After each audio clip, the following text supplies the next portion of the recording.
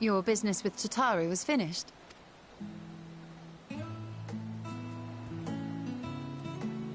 My, what a thoughtful surprise. Whatever would we do without her? Indeed. And she's right, you know. It hasn't been all doom and gloom. Feels like a lifetime ago that Master Louis Soir gathered us together to form the Circle of Knowing. Since then, we have experienced much.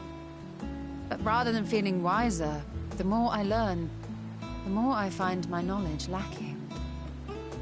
Forsooth. As a student, vainly did I believe that I held the secrets of creation in my grasp.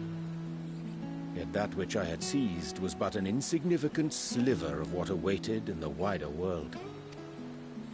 Every encounter, every experience hath served to open mine eyes, enlightening and humbling me in equal measure.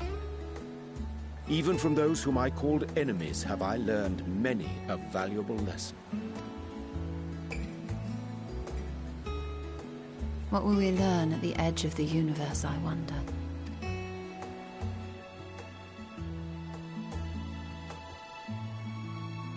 Ultima Thule, where the bringer of the end makes her nest. I, for one, can't possibly imagine.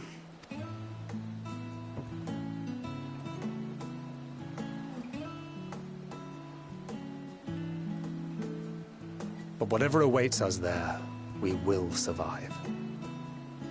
We must. For her.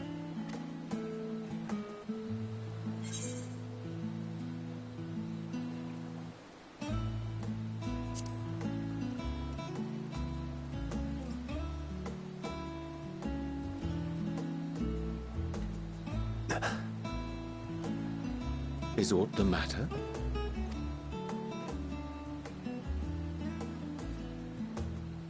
No, it's nothing.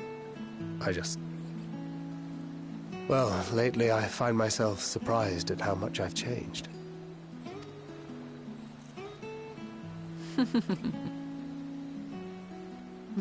We've come far together, and if we have aught to say about it, we'll go further still. Aye, we will avert this calamity and return home. In preparation for which, we must give thought to what we hope to achieve after the proverbial dust has settled. What with the primals and Ascians all but dealt with, I suppose we'll need to look for new hobbies. In all seriousness, though. And you know... Indeed. Though it was many years in the making, we have successfully set in motion the gears of fundamental change. With this, we have fulfilled our humble role as a symbol of hope. And I dare say it is time to bow out. After all, there is no shortage of hands to bear the torch in our stead.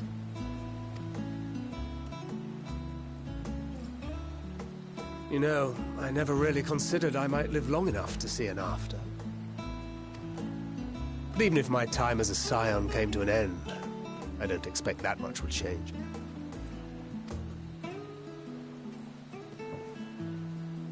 Traveling the world, going wherever the wind blows, lending a hand to those in need. A journey for journey's sake. It doth suit thee well. I must confess, I too have yearned to see more of the world. If thou art amenable to the suggestion, I would accompany thee. Mine ability to effect an air of normalcy through artful disguise is much improved, thou must concede. Aye, well, improvement is relative. You still look suspicious no matter what you wear.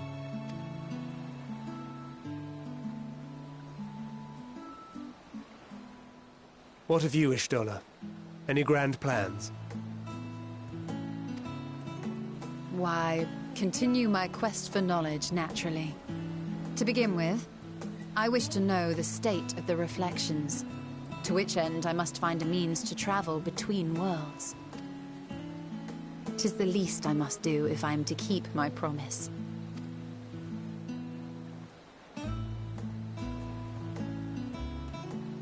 Should my pursuits prove unduly arduous, I won't hesitate to call on you. And in return, I will take you to see Reen one day. I'm sure you cannot wait to see the fine young woman she has become. Spare me.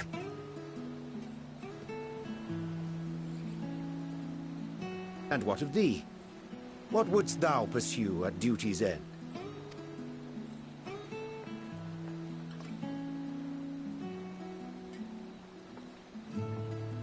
Here's yours. My apologies for the wait. Well, shall we make a toast?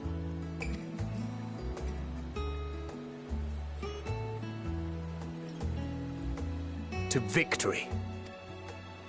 To our comrades. To the future of the Star.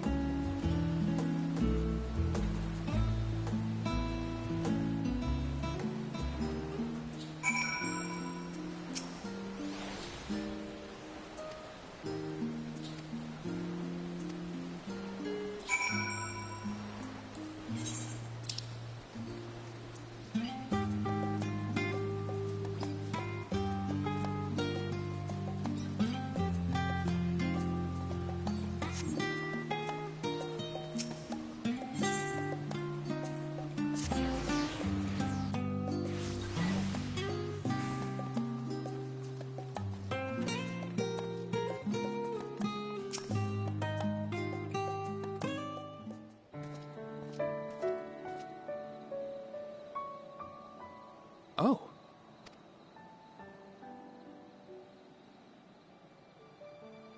Ah, so you were worried that the Levier household might again be... All is well, I assure you. In my letters home, I had made mention of Estinian, you see. My mother wished to meet the legend in person, and so we arranged to have a spot of tea together. Where were you in my hour of need?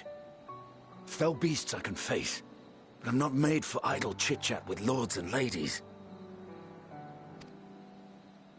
Well, I for one thought you held your own. Mother was the picture of delight. I might have been delighted myself, were we in a tavern with more agreeable...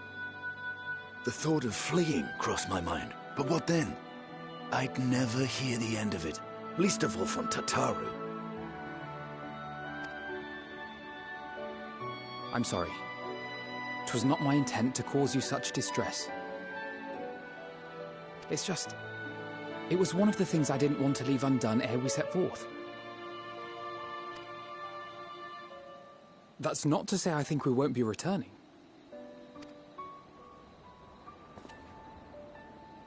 Yet, given what lies ahead, I did not wish to leave for later that which I could do today. After all, tomorrow is never promised. It's fine. Not like I had better things to do. Besides, seeing you with your mother brought back fond memories of my own. Be we rich or poor, family is... Well, it's past time we were on our way.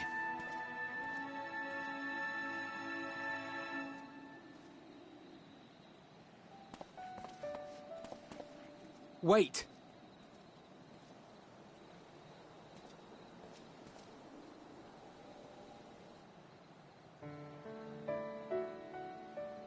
Since I left home, I've made a great many mistakes. Mistakes for which I can never make amends. But to have returned here with you at my side, It means more to me than you know.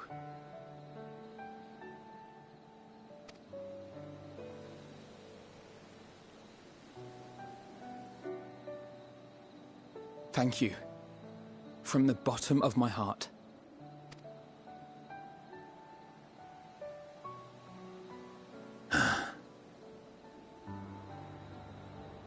Forgive me, but it needed to be said. I'm the one who owes you thanks. Were it not for you, I would not be alive today, nor come to terms with Nidhogg's spirit. I am ever grateful.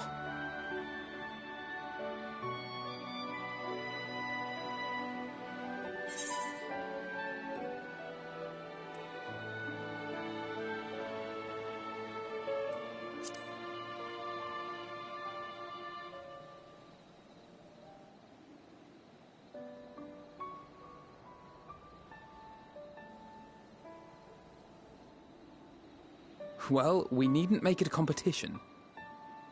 You know, this must be what Heidelin meant when she spoke about depending on one another. However treacherous the road before us, together we will prevail.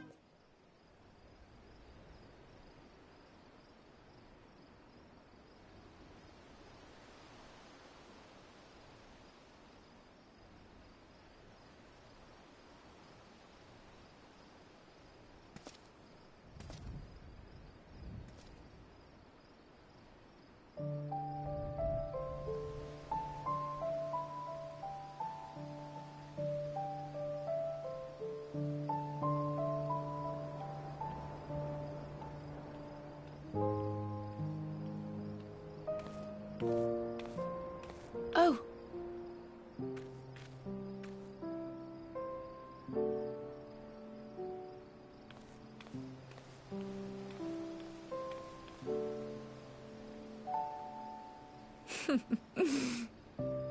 Knowing them, they're probably dreaming about the celestial adventures to come.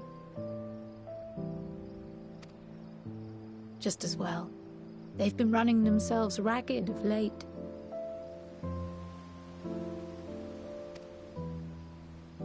Unlike you and the others, I'm a few steps removed from the danger and excitement. The things you all get up to never failed to impress me. Not only for your safety, but for your happiness. After everything you've sacrificed, you earned it 1,000 times over.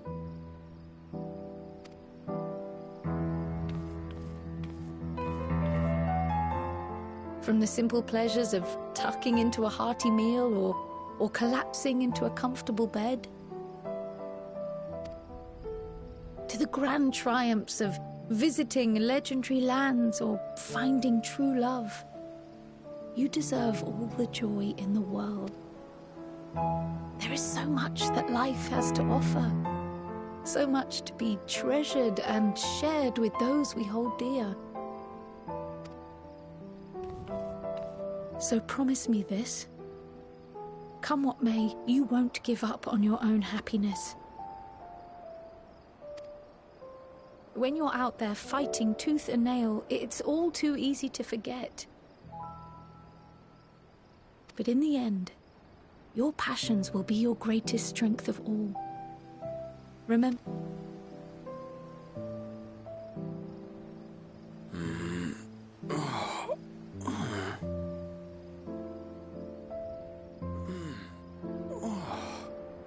This feels familiar. Well, 'tis good to be...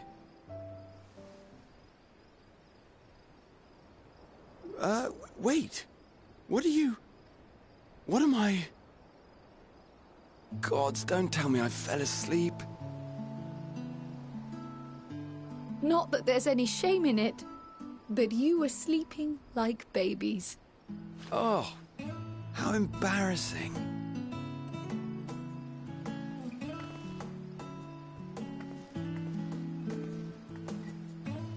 Not a word to anyone. Word. I'm told that sleeping in proper beds of your own choosing is a much more effective way to prepare for battle.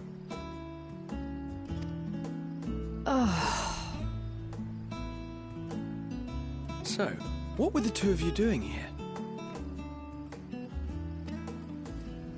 I had a few books to return to the library. Thought I'd take care of it while I could. And you?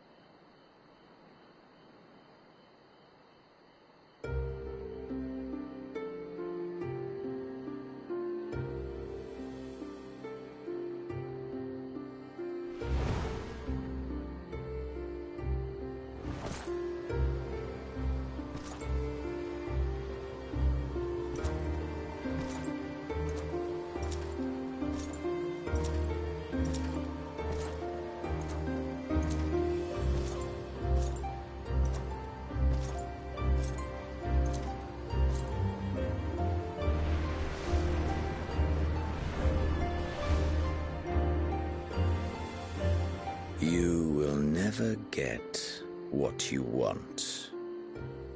Not even the battle you pine for so dearly.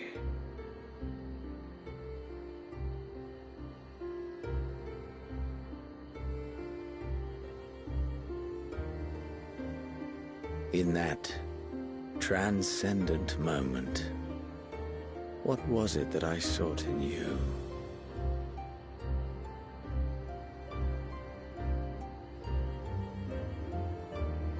And what was it that you sought in me?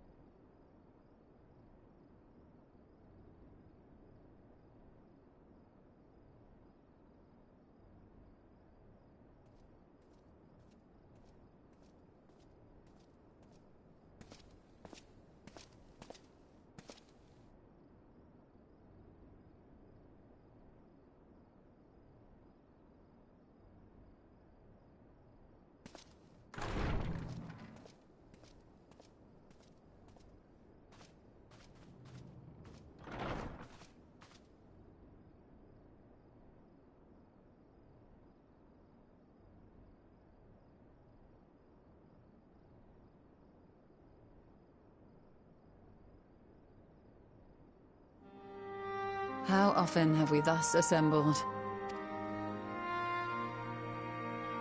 To combine our knowledge and seek solutions to the problems before us. Back at the Waking Sands, it was all we could do to address the most minor of troubles. Who could have realized what we'd find when we began to look to the sources of the realm's woes? At the Rising Stones, we made great strides and shared many moments, from the joyous to the sorrowful.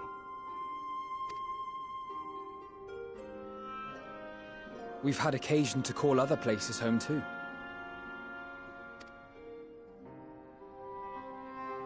Be it Ishgard or Kugane, we were fortunate to find sanctuary wherein we might take stock and continue our fight.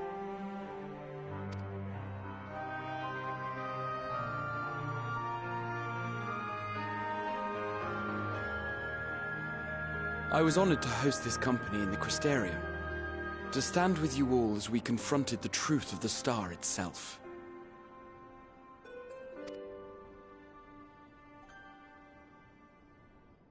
And now from this place, we go to fight the most important battle of all.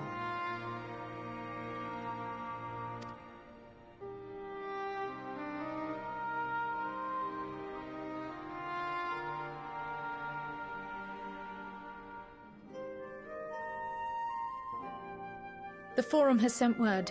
The Ark is ready. The Loporrits naturally will be commanding the vessel.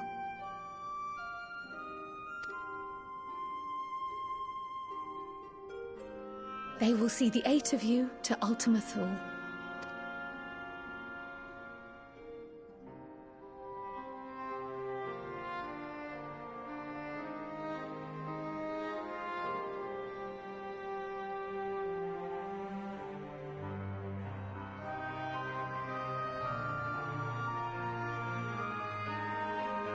Upon arriving, your objective is to find and vanquish Meteon.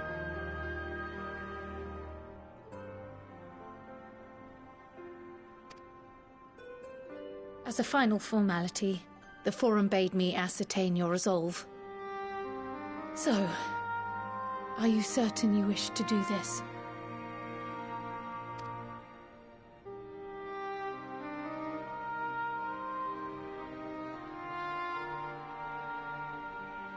We are.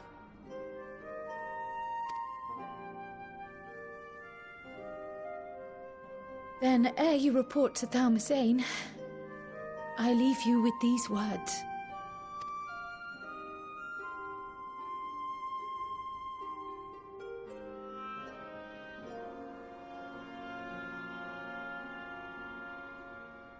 You must triumph.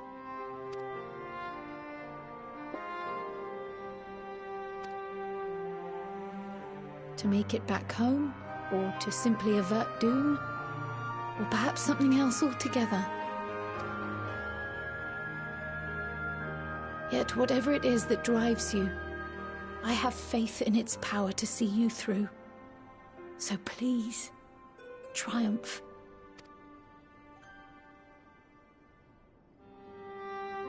Triumph, as we who remain behind believe you will.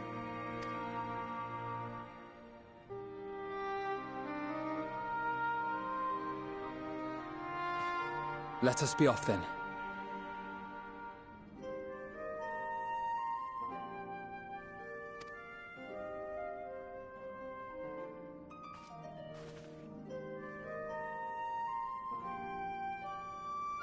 Wait!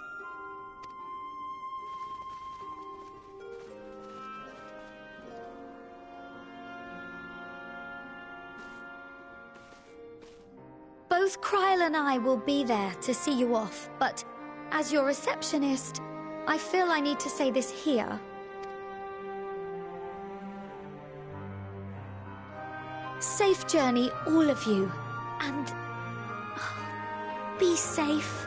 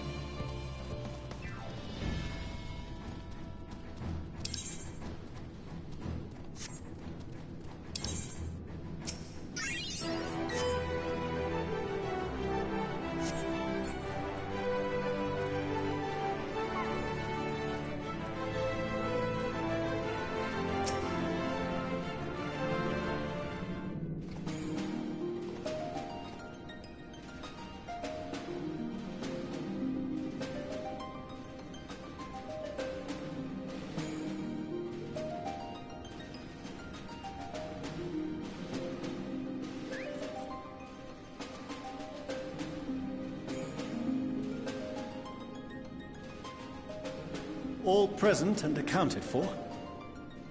Good. As you will have heard, the Ark is ready. All that remains is to board and be on your way.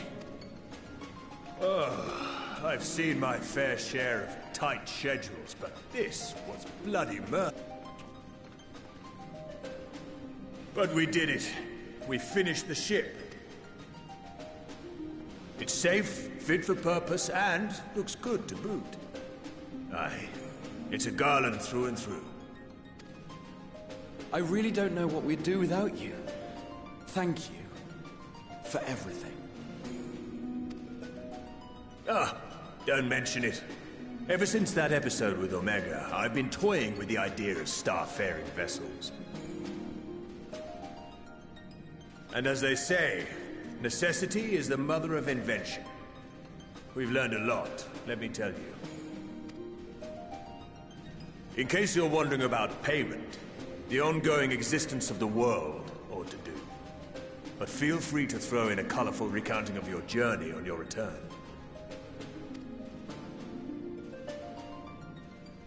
So, have you thought of a name?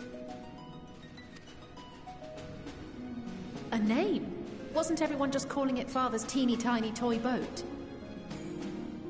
Well, seeing as its purpose has changed, I thought a more eloquent name was in order. I suggested as much to Fortuno, who seemed quite amenable to the idea.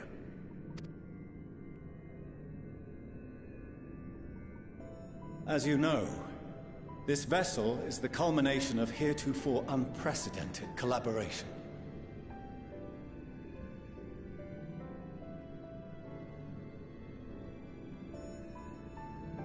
And though said collaboration is owed to the Scions, there is another whose noble deeds made our work possible.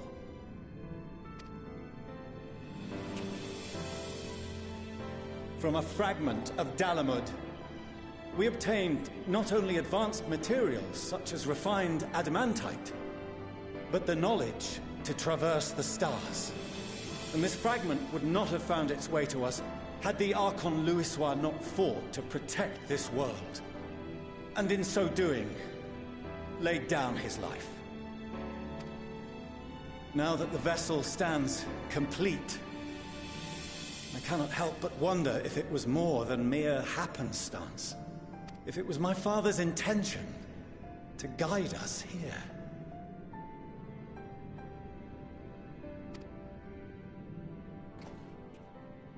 In the hopes that his guidance will see you all safely home, I name the vessel after that self-same fragment of Dalamud he delivered unto us.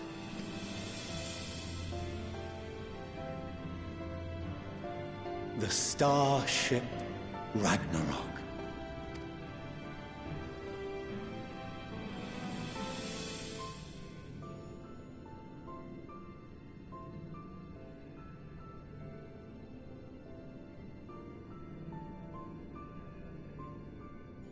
Sorry for the wait. I got everyone you asked for, and not a one less.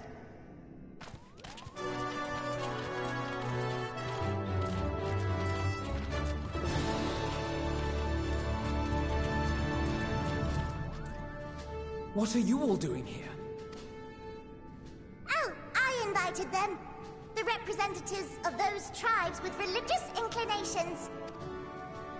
You've done a fine job of readying the Ragnarok, but for it to take flight, we'll of course need the power of the Mother Crystal. Given its immense size, however, transporting it would be an absolute logistical nightmare, not to mention we'd need to shatter it into tiny shards for feeding to the engines. But a brilliant idea came to me. We convert the crystal's energy into forms that can transport themselves!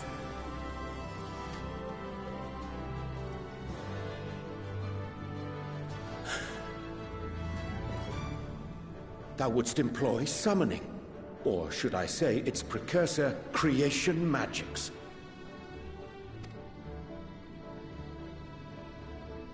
Care to explain for our benefit? As you may have witnessed at Bestway's Burrow, the Loporrits are capable of creation magics, which they use to shape the moon's environment. Yet simple though they make it seem, 'tis a highly advanced and exacting art. To perform it correctly requireth that the wielder holdeth the object in his mind's eye in clearest detail. Hence the ancients' meticulous management of concepts.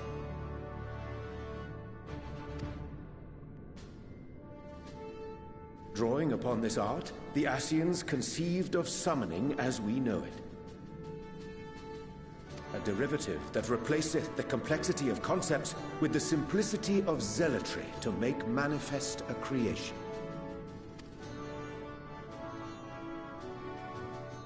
I see. By combining the Loporrits' magics and the tribe's faith, we convert the Mother Crystal into primals of purer form and greater obedience. Summoning as it was intended, one might say. Indeed! Indeed!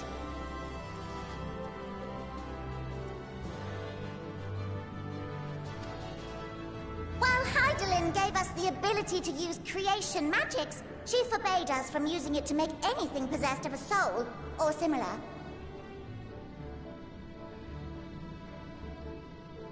She didn't say anything about fulfilling the desires of others, though. So, borrowing our friend's faith, we'll create deities using the Mother Crystal's power and send them to the Ragnarok! Am I the only one here concerned about the risk of being turned into a tempered minion? Oh, right, I was getting to that.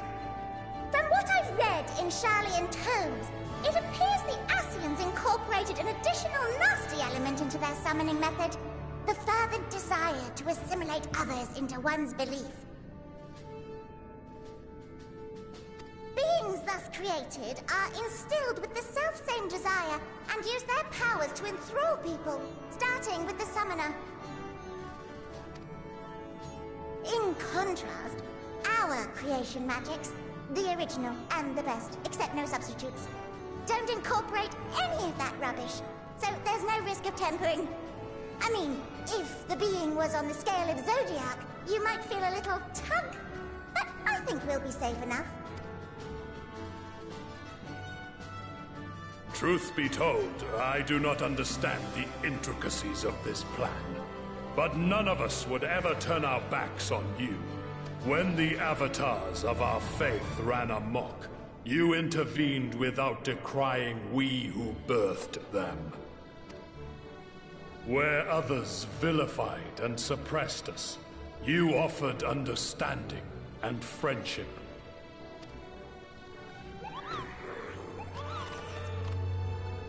In gratitude, we will share with you the true expressions of our gods.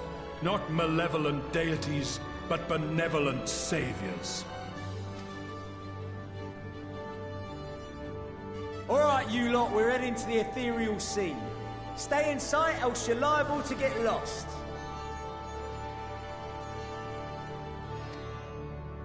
Lead the way.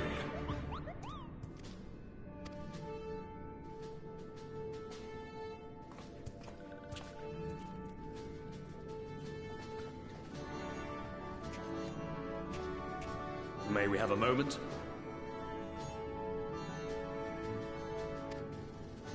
In anticipation of the day man might journey to the stars, we developed these.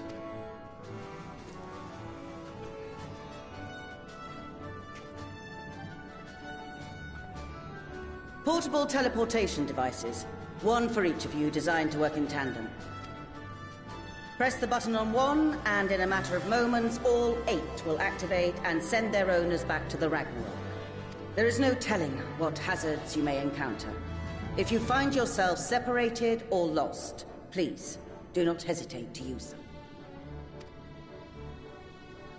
Be safe, all of you, and come back.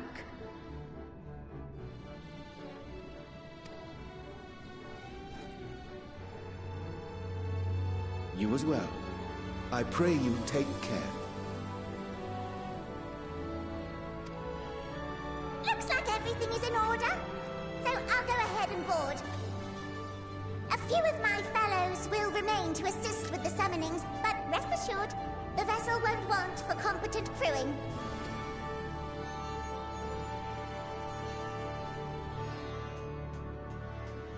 If you are ready, then you should board as well.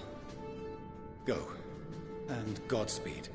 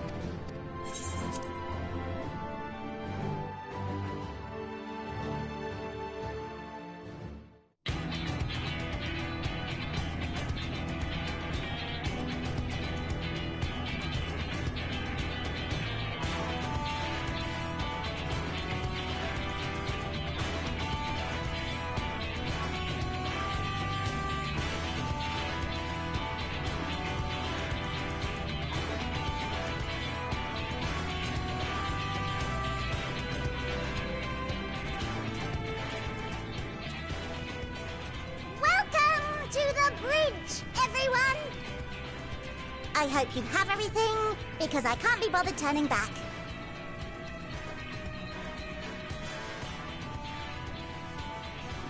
Right then, make yourselves comfortable. We're setting off in just a moment.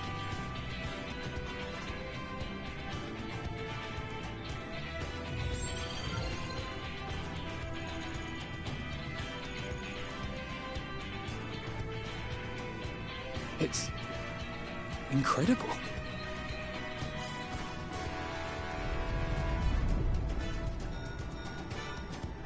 This is Fortuno. Can you hear me? The preparations for the summonings are complete. In accordance with the 14th phase of the plan, we have moved the Ragnarok to the launch site. The gates are open. Ready. So, are we ready? As ready as we'll ever be. Let's get going. Oh, come on. The burnt-out star's got more fire in its belly. Try it again, with feeling.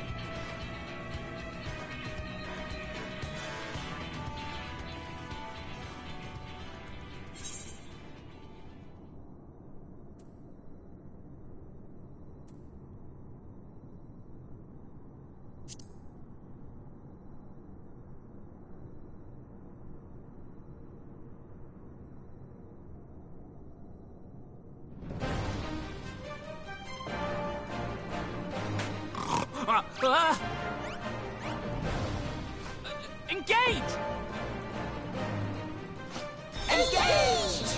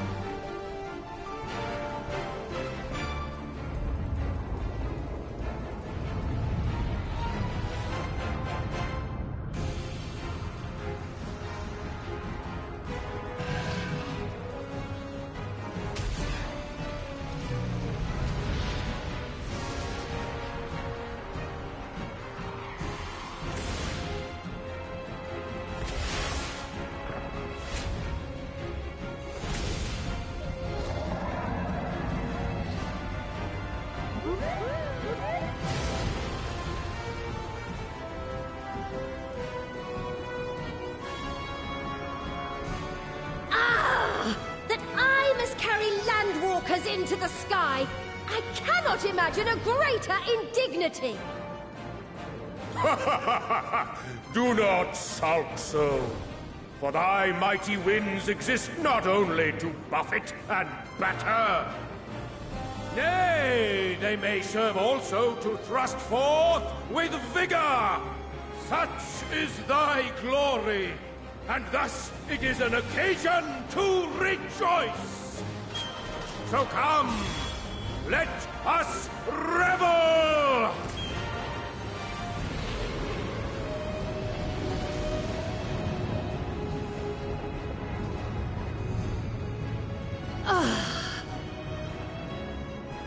So long as the wind blows freely, I suppose all is as it should be in creation.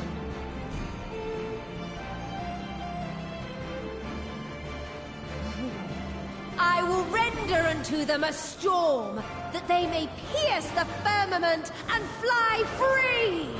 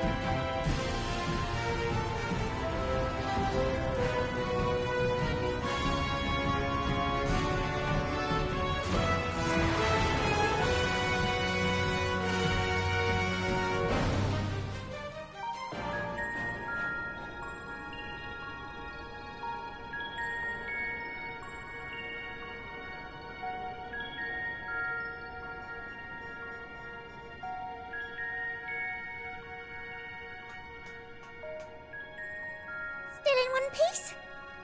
Good. Sleeping Way? Report?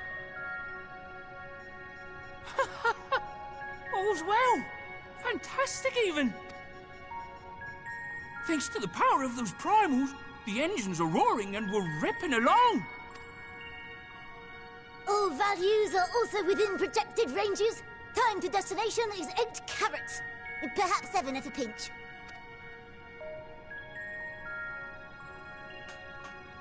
All right, let's go over some points of caution. Our destination, as you know, is Ultima Thule. Lest you wonder, the place is not a star so much as a patch of emptiness.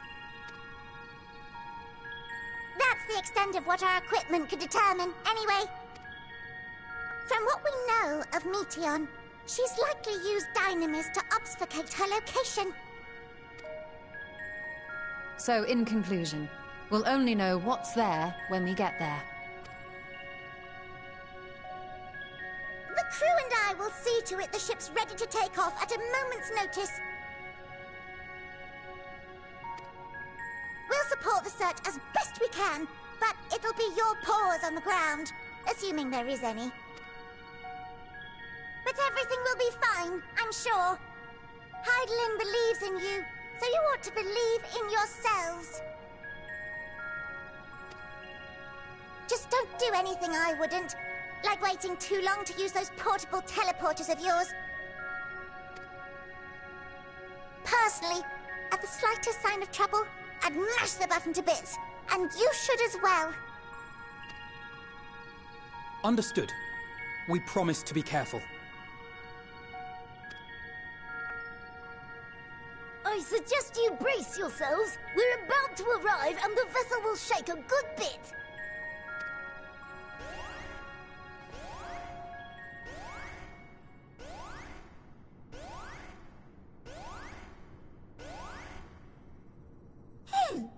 What is this? Something is... interfering with the equipment.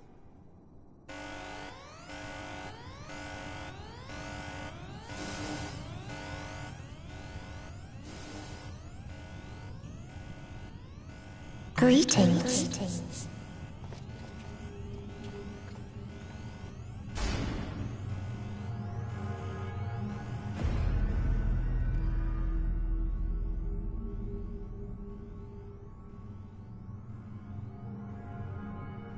Greetings.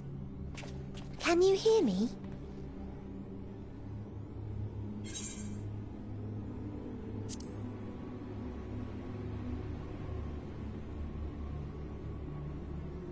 So this is Meteion.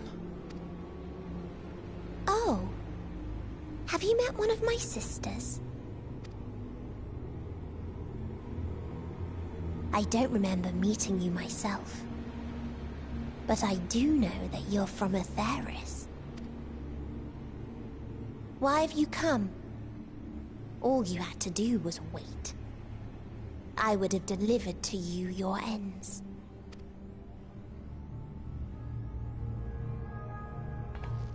We didn't ask for that. I don't understand. All life is destined to end. Why choose to prolong your suffering?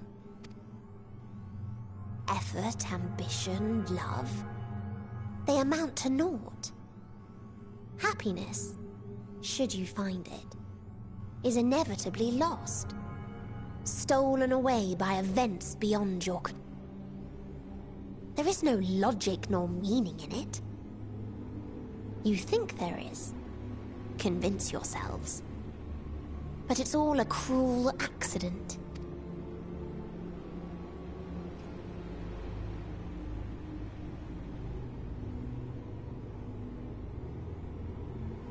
Come now. I speak the truth. A truth you would recognize if you looked up at the night sky. Unbroken emptiness. Cold, dark, and silent.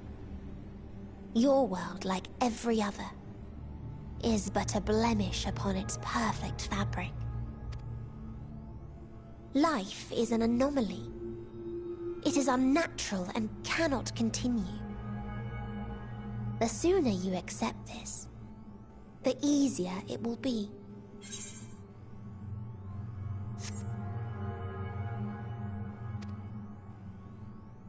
Just to be clear, we're not here to argue with you. We know that life is fleeting, and that in the short time we have it, we're not assured happiness.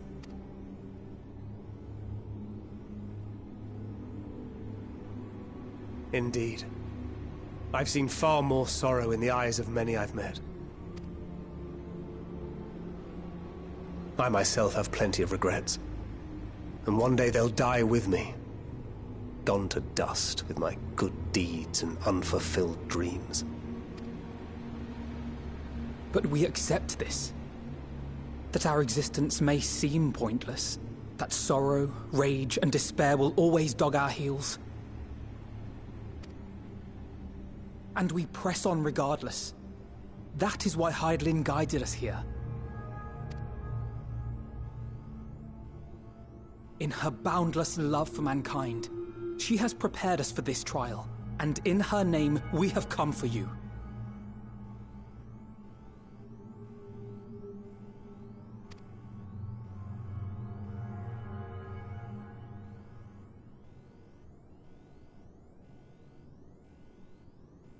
Yes, I sense it. A burning passion like unto fury.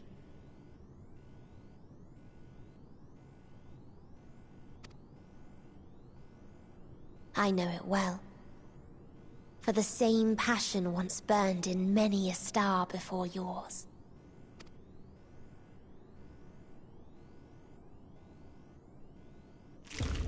Suffocated and extinguished now.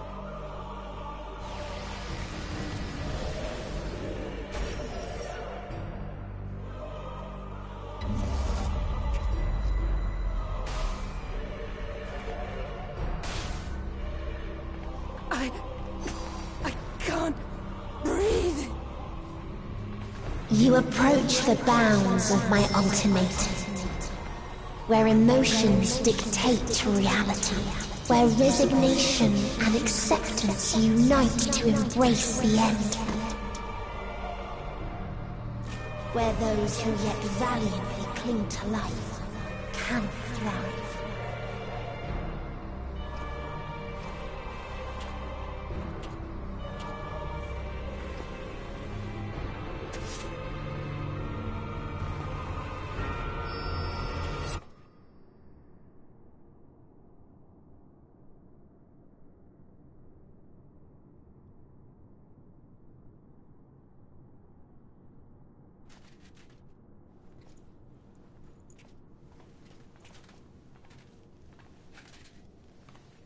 By the Fury.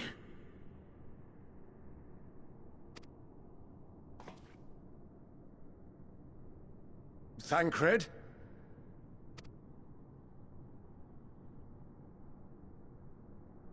Meteion has gone as well. Mayhap he awakened first and gave chase. Everyone? It appears we are at our destination. This is Ultima Thule. Not that we knew what to expect, but I wasn't expecting this. From atmospheric composition to ambient temperatures, all reading to within permissible range. This place is capable of supporting life.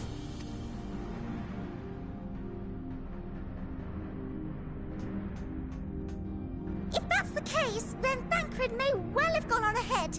Let's go and have a look.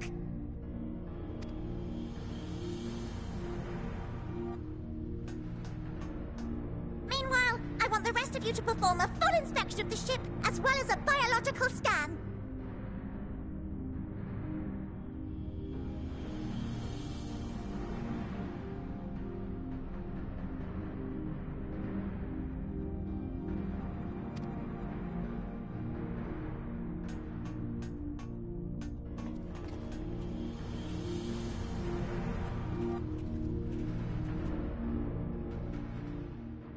So it was that the brave wayfarers arrived at last at Dream's End.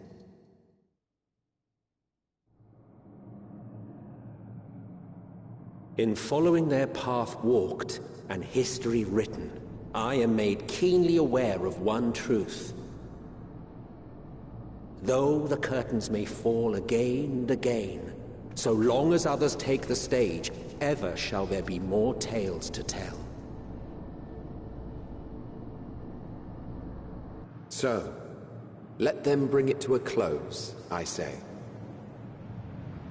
Let the curtains fall upon this, the final chapter in the tale of the star.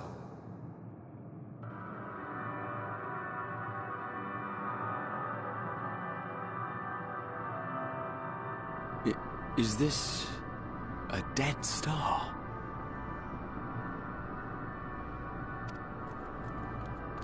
As I live and breathe, I live and breathe. Well, the environment itself shouldn't kill us.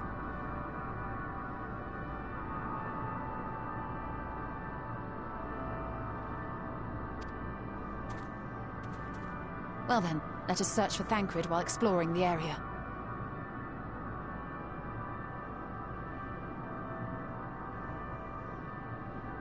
The ship we leave in your care.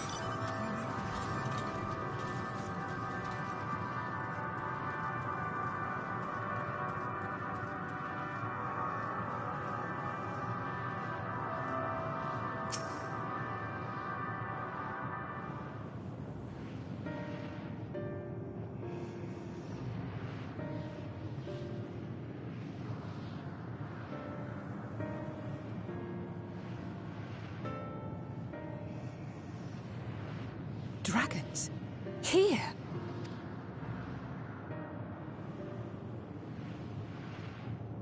What you see is a memory of a world that once was. A world suffering a slow death, whose denizens cried out for the release of oblivion.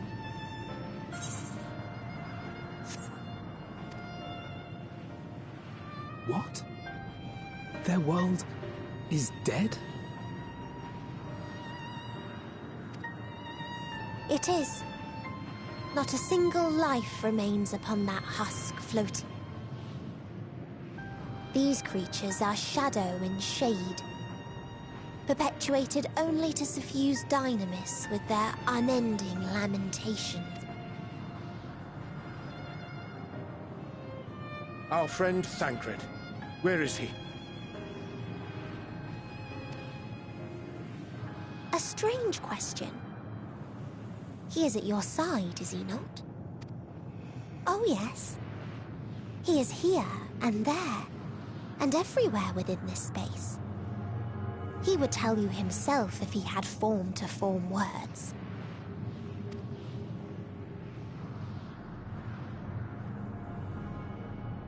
Huh. Such loathing and uncertainty. You don't know why you still exist. In like manner to the oblivion I send. I tried to drown out your ether with dynamis. Beginning with this Thancred, who came at me despite being unable to breathe.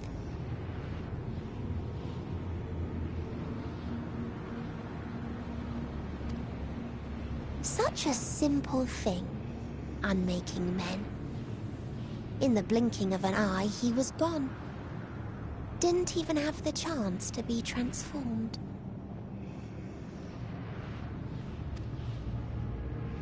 Yet somehow, he managed to leave a slither of himself behind. What you call the heart? Or perhaps the soul. In his final moment, he cried out from it. A single word. Survive. That wish proved stronger than the despair that ruled here. It overpowered it, causing this space to be remade. Into a place you can perceive, and where life can endure. That you draw breath is proof that his soul lives on. For how long, however, remains to be seen. Well then, we should hurry and tend to business. Huh?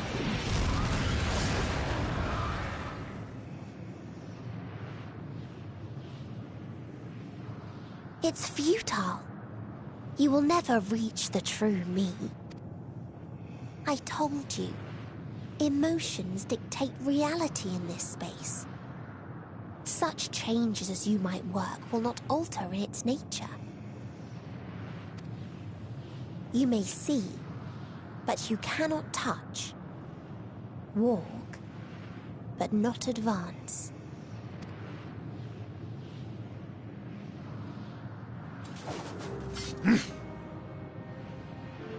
Meteion holds too much sway here. How do we contend with a foe who can unmake us on a whim?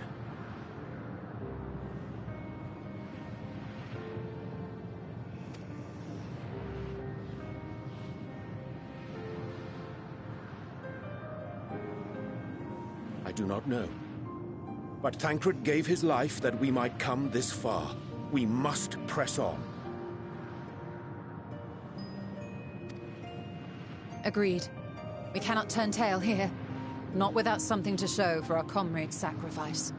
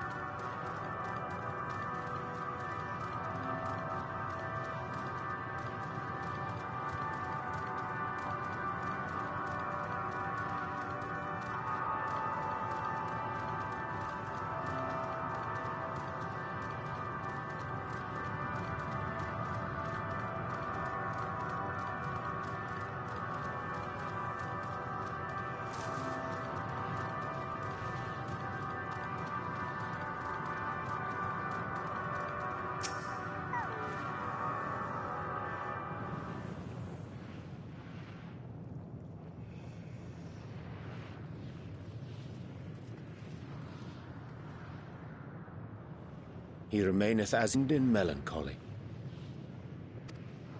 I see. Perhaps I could... I'll handle this.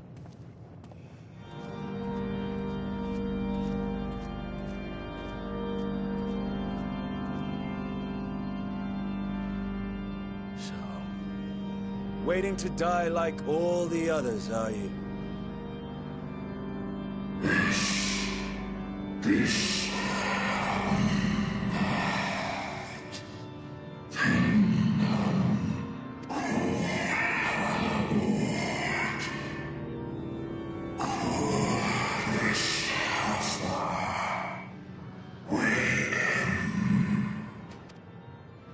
So you say. Yet your kind has found a new beginning on our star. One of you braved the Expanse, bearing with him a clutch of eggs. They and their children now rule our skies, their song heard by all.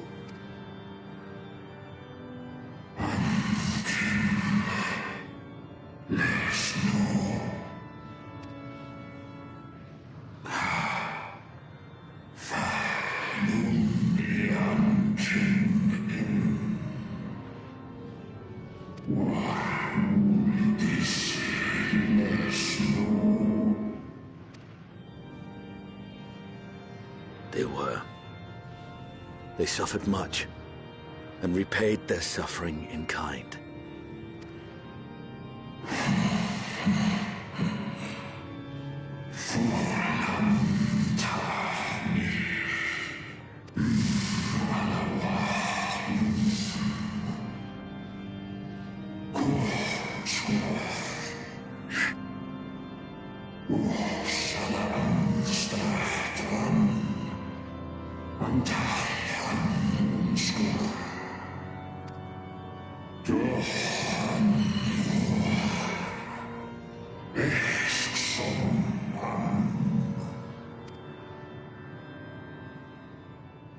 Had your brethren made the selfsame choice, my family might still be alive.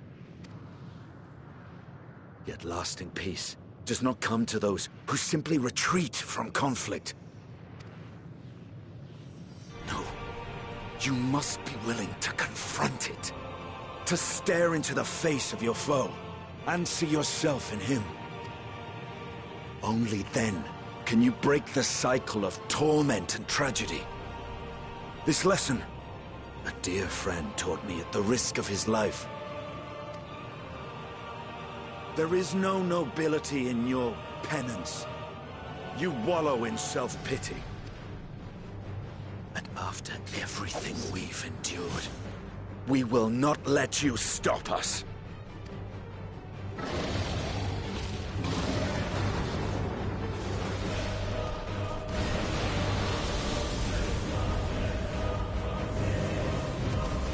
Estinian!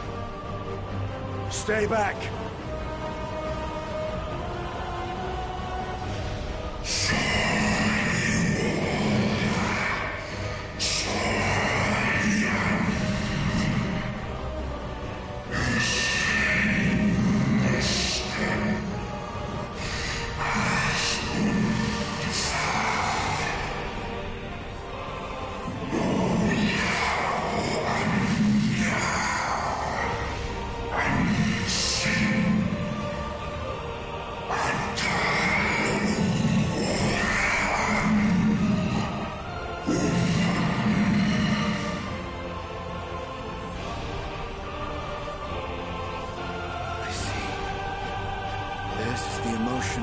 Our way.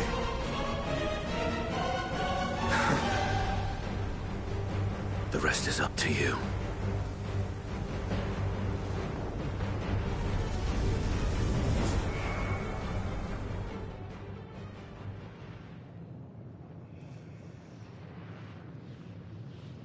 No! Not Estinian too!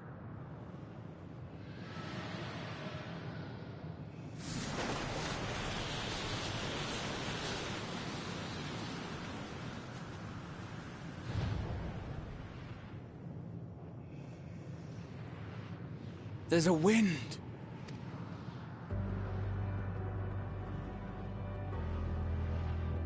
He's opened the way for us. Sacrificed himself to remake this place, like Thancred did. Oh, Alphino.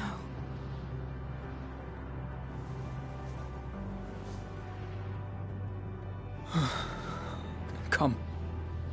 Let us follow the wind. It will not lead us astray.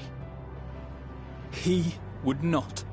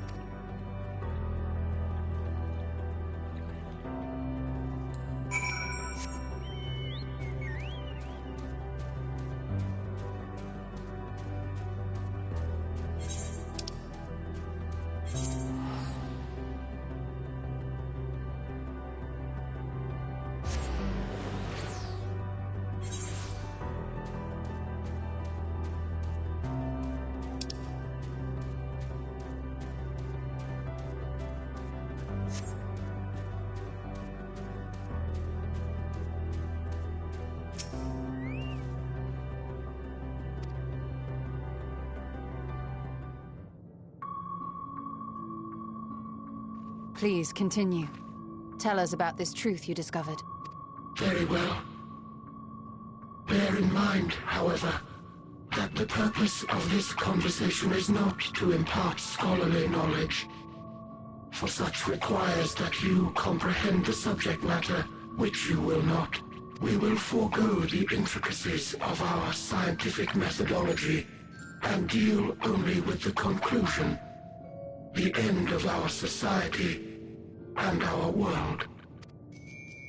We acknowledge, with regret, that your star is in the midst of the same panic-induced cataclysm that befell PT.3. As such, in order to avoid causing undue distress, we will refrain from explicitly stating how much time you have remaining. You are entirely too kind. I pray you recount your tale as you see fit.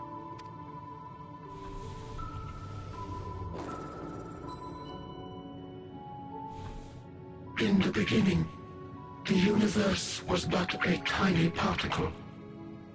Then suddenly, this particle began to expand. Having remained entirely in the bounds of your star, the phenomenon may be difficult for your kind to grasp. But this expansion has since continued unabated.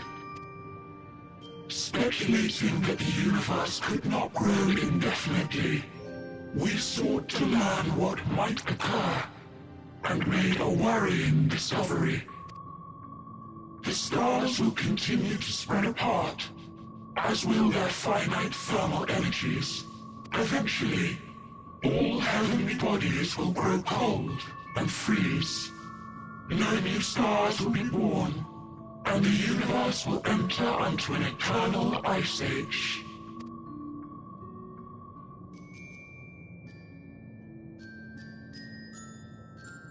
In hopes of proving that this determination was erroneous, we scrutinized our research from all angles, even as we sought to avert the everlasting winter.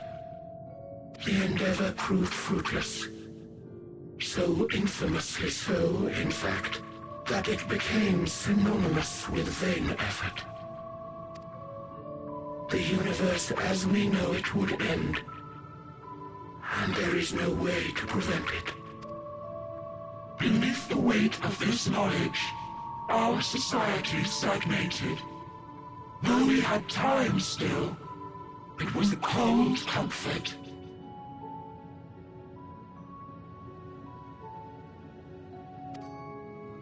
Why strive for anything when desolation is assured? When our wealth of wisdom, accumulated since the dawning of our kind, would be forever lost. No civilization would rise from our ashes. No scholar recover our knowledge. In silence unbroken, naught would stir. Intellect was once our pride. Overnight, it became our shame. Our works, monuments to futility. Immortality, our greatest invention, became a source of suffering. Rather than suffer on, many chose to unmake themselves by means of etheric exsanguinators. Etched upon these stones are the testaments of such souls, though many left no words at all, thinking it a pointless gesture. Once we have obtained vessels of flesh, we likewise intend to vanish. If you understand this, understand aught of our tale, you will abandon your quest for knowledge. Ignorance truly is bliss. If you would cling to your illusory happiness, remain primitive and pure. It is the only way.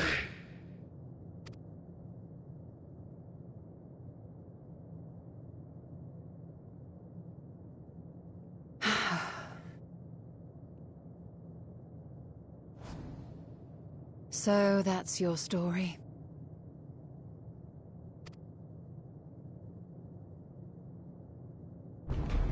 While I appreciate your advice, I will not heed it. Convinced though you may be of this truth, it is yours, and not mine.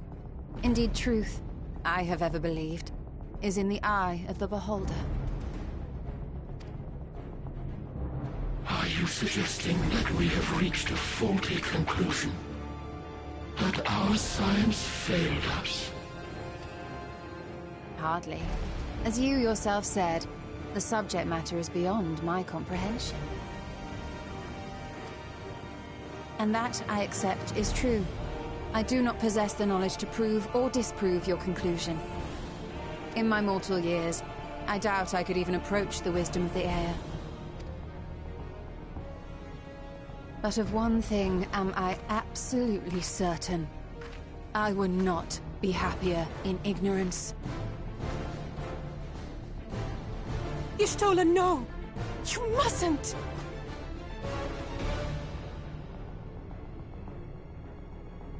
The most important lesson I've learned is that learning isn't simply passing one's eyes over words.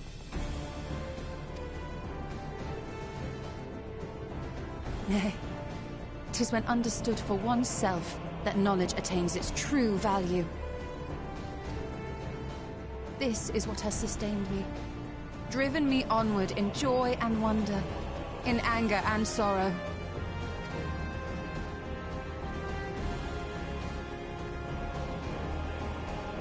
The universe may end, and all may be for naught, but I will live as I always have. I will always seek out new knowledge, and no conclusion of yours, no matter how grim, can dampen my desire.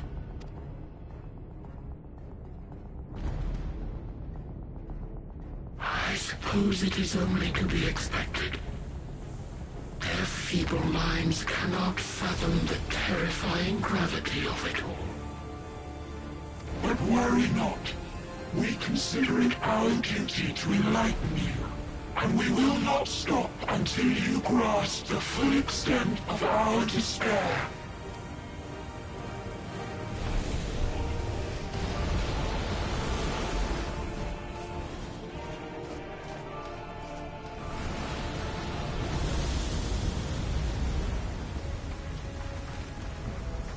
Keep calm, and listen well.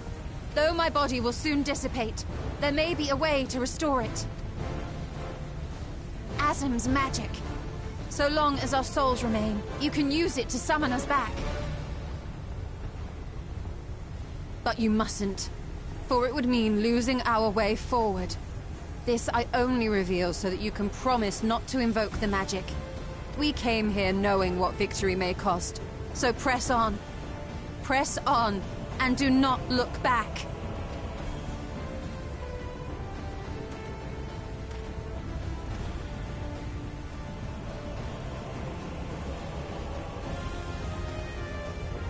I shall join thee. As subterfuge is not required, thou shalt not suffer for mine absence. Urianger. My resolve hath never been as strong as thine. Full oft have I wavered in my decisions, and afterwards been stricken with regret. In spite of this, I may still stand with my comrades, supporting them as they attempt the greatest of feats in the course of our journey. And many though my shortcomings may be, I may also claim to excel in prophecies. My studies, into which have granted me the flexibility of mind needed to bend this malleable reality.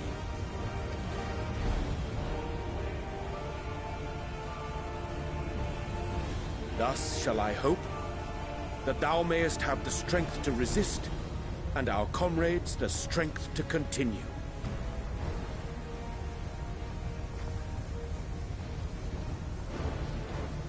With you to urge us on, how could we possibly fail?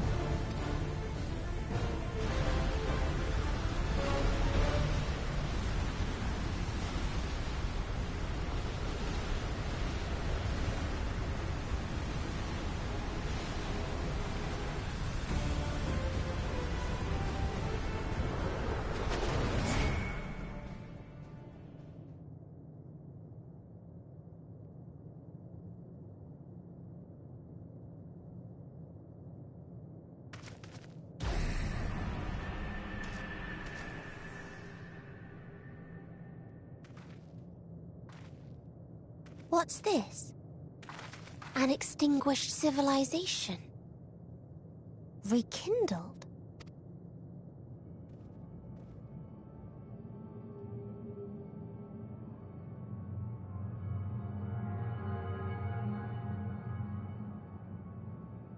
That's right. Our quest doesn't end here. We'll press on, and we will find you. There. That's where you'll find me. Is that another star? Of the stars we visited, most were already devoid of life. And where there was life still, the inhabitants wished for death. But even death, we learned, isn't truly the end. It is but a part of the cycle of rebirth. Souls return to the star, or in its absence, a larger flow. And eventually they are reborn. Alive again, to know suffering anew. True salvation lies not in dying. It lies in not being born. This is the gift I would give to you. To all life on beautiful Atheris. To that end, we created an egg wherein life cannot quicken. That dead sun.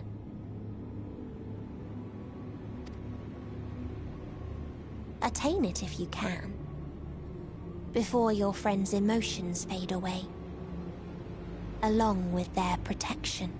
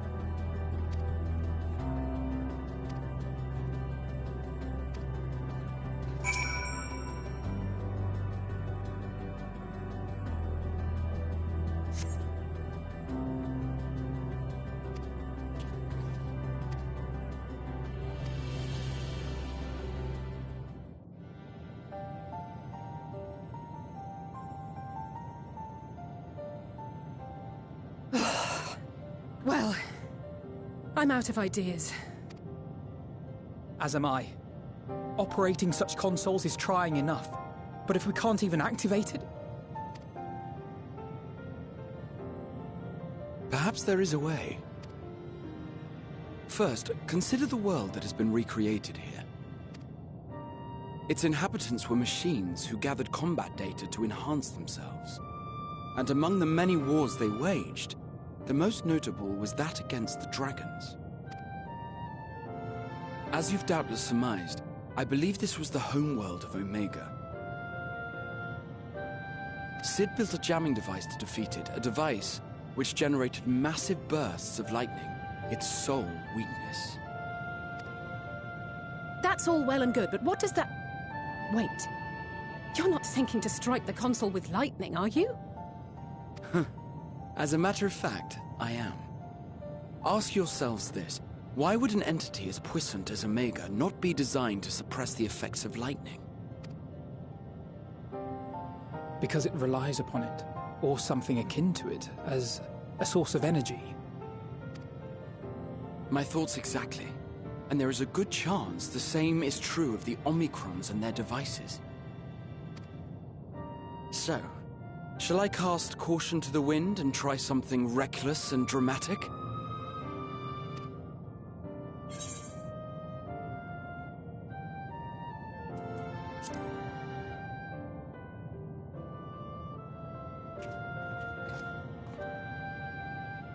You still have it! Sid and Nero's legendary device which brought low the superweapon Omega. Wait, the actual device was much too big to lug around, so you must only have the control module. And there I was getting all excited. Never mind. An old-fashioned spell will suffice.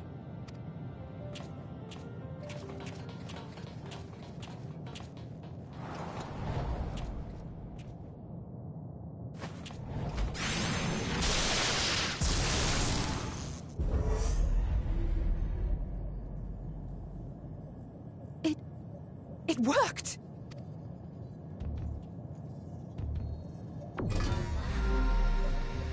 Opening connection to Communications Module 1.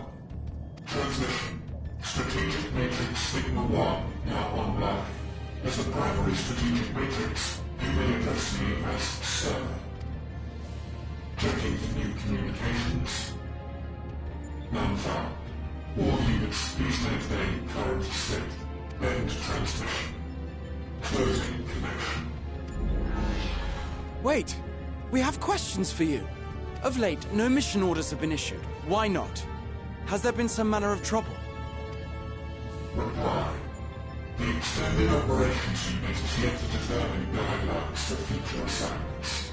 All strategies are calculated, devised, and actioned in accordance with said guidelines. In the interim, all citizens are directed to maintain a state of combat readiness. End reply. Awaiting query.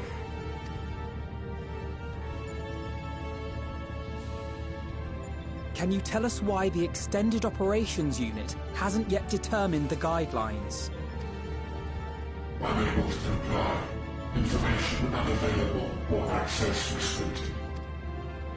In that case, is it possible for us to communicate directly with the unit? Access denied. Unable to establish connection. Is there anything you can tell us? Have there been any abnormalities, like a threat to the star or widespread unrest? Reply. Negative. All citizens continue to operate at maximum efficiency. If your operations are suboptimal, please proceed to a maintenance facility for evaluation. Otherwise, stand by at your designated post. End reply. End transmission. Closing connection.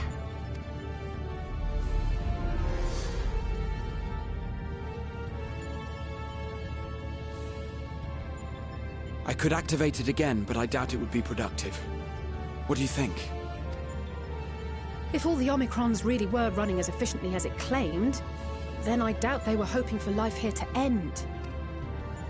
as this Sir told us, there just haven't been any new instructions, and everyone is standing by. Should be standing by at any rate. If there are those that are neglecting their duties, perhaps we can glean a clue from them. I propose we take another look around, and also try to find the operations unit.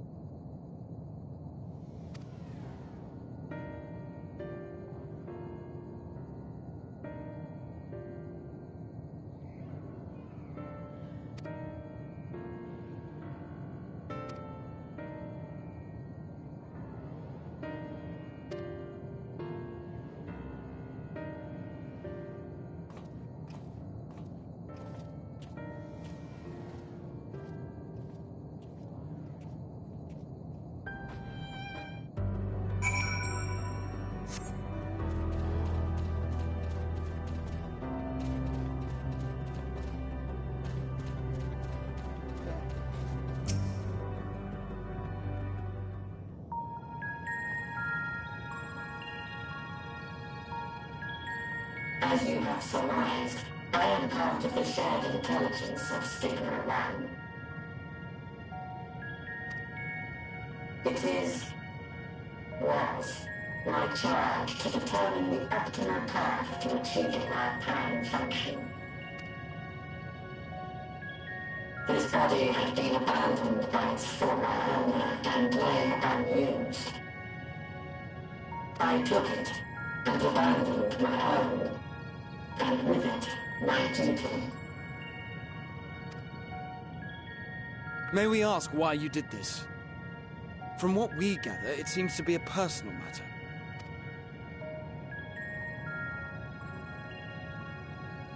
Our kind did not always look as we do now. Long ago, we possessed frail and feeble bodies. Beleaguered by stronger races, our ancestors took to augmenting their flesh in order to defend themselves.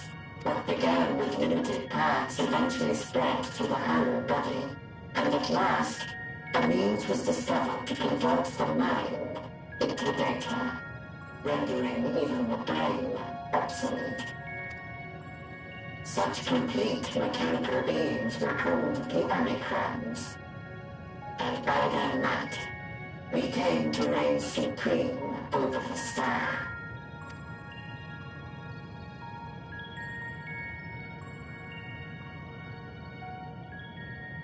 But even then, we did not feel secure. For we knew that the universe was home to civilizations aside from our own. Civilizations that may be stronger still than us. Rather than risk becoming the subjugated, we chose to become the subjugator. We began our conquest of the stars, that we might acquire the resources and knowledge we needed to reign supreme. We were successful in that endeavor. So powerful did we become, we could lay low even the mighty dragons. But then something unexpected happened. I began experiencing an error. I could no longer determine an optimal path. You were malfunctioning? I performed numerous full system scans, each time finding no issues. Yet the error persisted. It was then that I speculated. What could happen if we grew so powerful as to have no equal?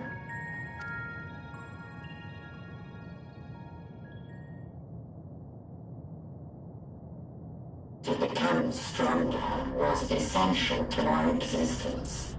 Our every action has been in service to this objective. But if nothing lies beyond this, can it be truly said that it was essential? Have we been engaging only in wanton destruction? You could find no threat to justify your purpose. The Omicrons will never leave this star. They will stand by until their reserves of energy is spent. For I have no path to offer them. None. It is not our place to pass judgment on the deeds of the Omicrons.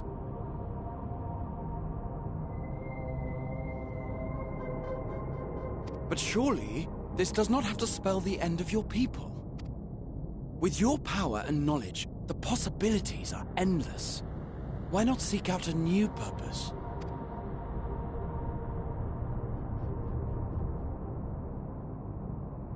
That is impossible.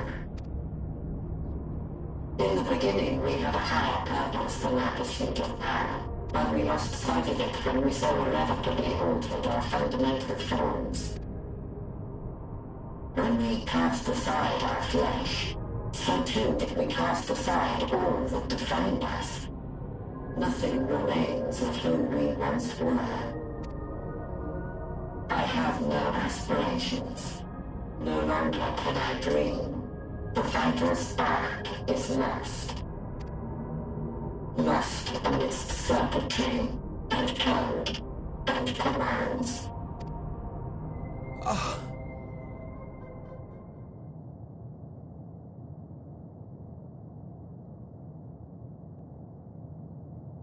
I believe I know how to overcome this despair. The words are ready in my mind, but ere I speak them,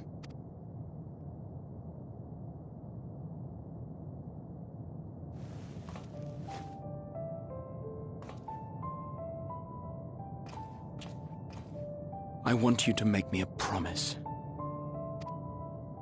Be it across time or space, our promises have always connected us. And so I ask that you indulge me once more, that this won't be the end.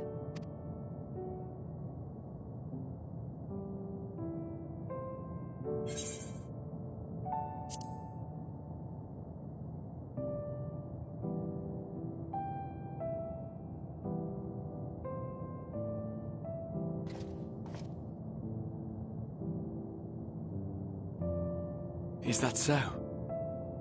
In that case, I won't hold back.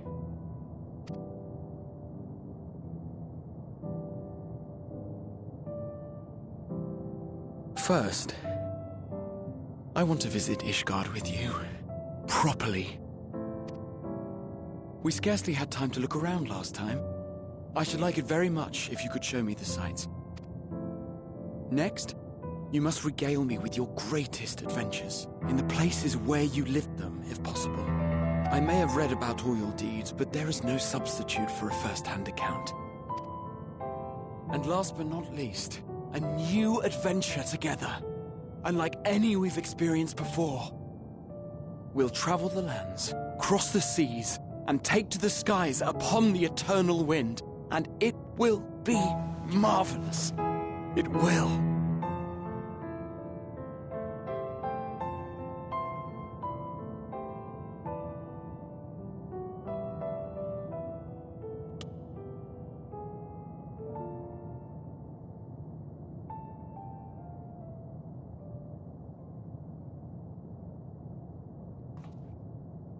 If you would humor me a moment. When we awaken each morning, how can we prove that we're the same individual who retired the night before? Through the remembrance of past events, we might say. We have our memories, yet there are times when we forget or recall incorrectly. What of our bodies, then? It is the same one, we might say, yet technically speaking, as living beings, our bodies are constantly changing. It will never be as it was at an earlier point in time. Our souls are no more immutable. On our star, people are known to inherit the souls of others, yet they are decidedly different beings. For my part, I've subjected my totality to much and more. I've made my body into an extension of a tower, blended my soul and memories with those of another self, and each time I would ask myself, what is it that makes me me? Are you able to determine an answer?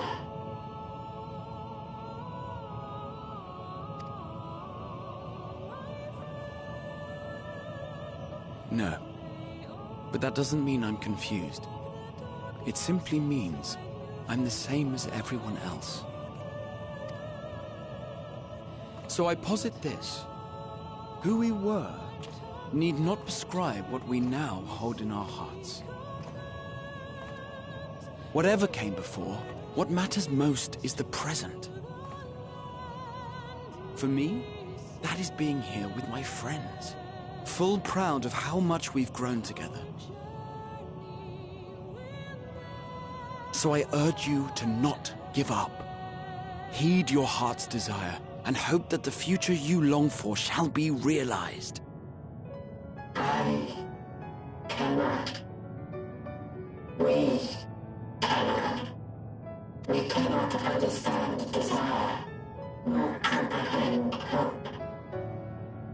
We do not know how to create such things. We are not unlike, you and I. I too have struggled to find the courage to express and embrace my wants.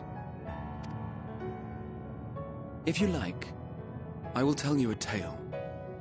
A tale of a world on the brink, of a people who never gave up on the future. Of a man who realized his grandest dreams and then awakened to a grander reality.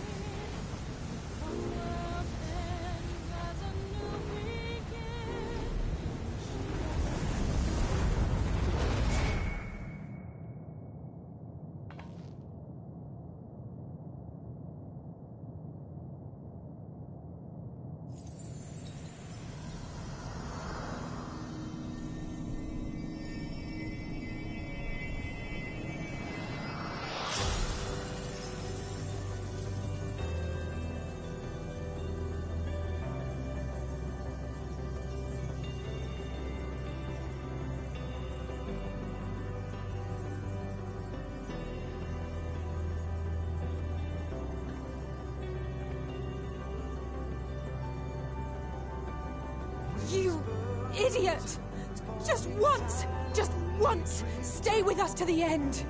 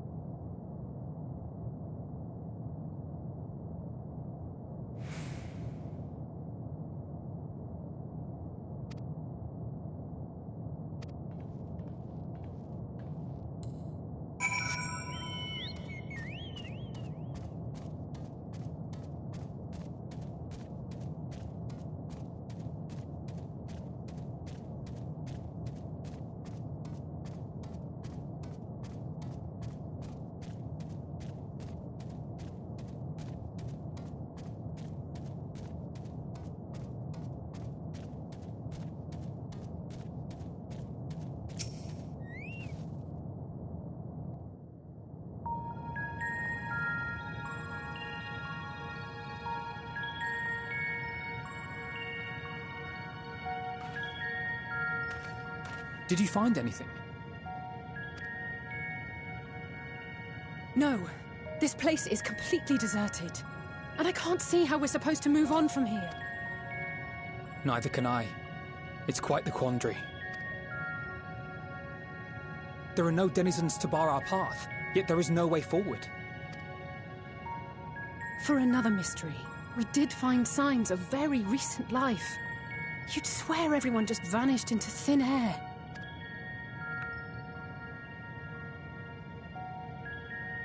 I wonder how many ruined worlds like this has Meteion seen.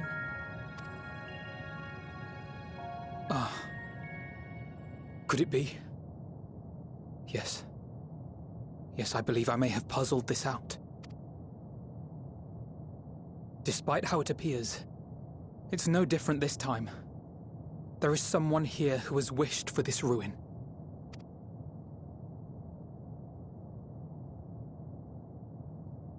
And I believe that together, Alisaie and I can overcome their will.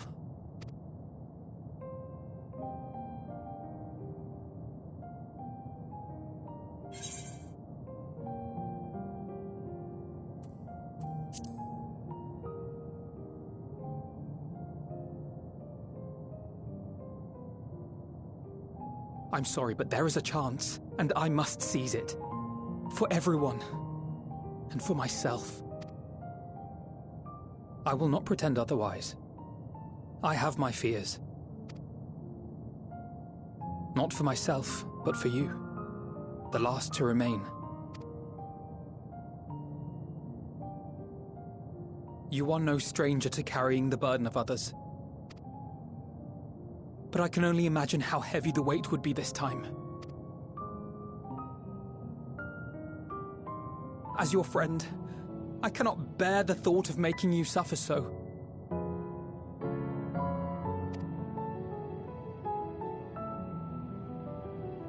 Then why suggest such a thing? It's too much to ask of anyone, even him.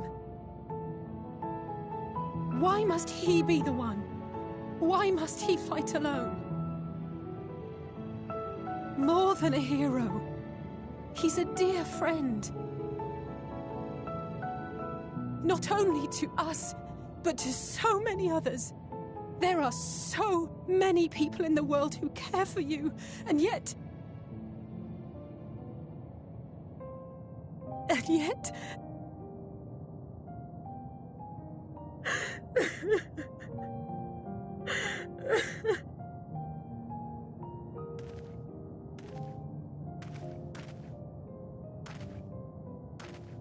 Alisaie, I have an idea.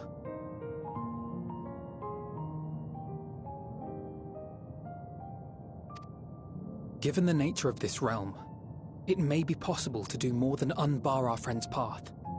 We might also pave him a new one.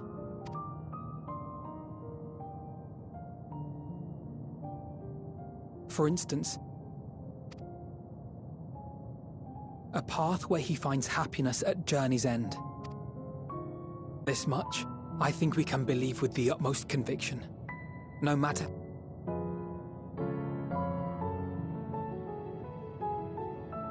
So please, believe in us too, and press on.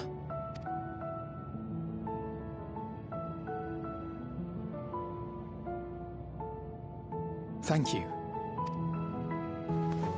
What are you... If the plan's decided, then let's not dally.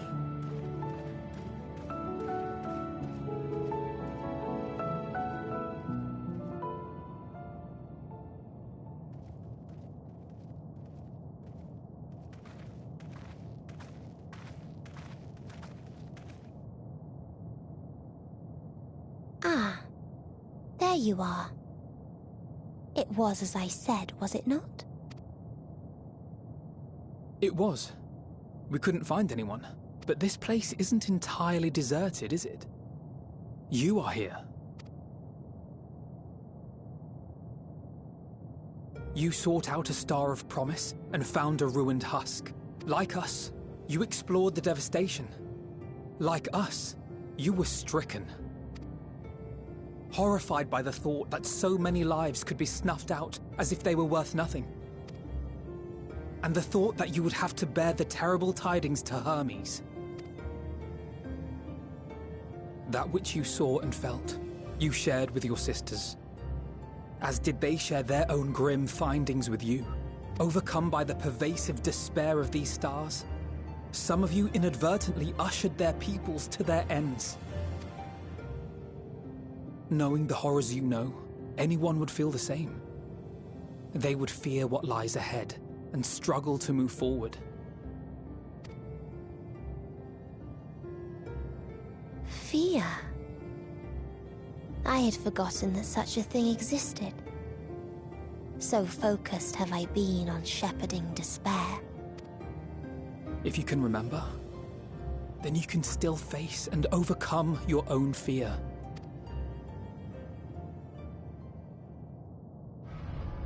Why would I bother with such an insignificant emotion? If the despair I command is as a raging river, then fear is but a trickling stream. It can do nothing to alter my flow. You spoke with the Aya, yes? Heard their tale of what awaits the universe. It's true. The stars grow colder and more distant. Eventually, all will enjoy frozen solitude. Using the power of Dynamis, I'm hastening that process. In so doing, nothing will be born ever again. Everyone will remain dead. Alas, it will take time for that to happen. So in mercy, I sent you my gift, to spare you needless suffering.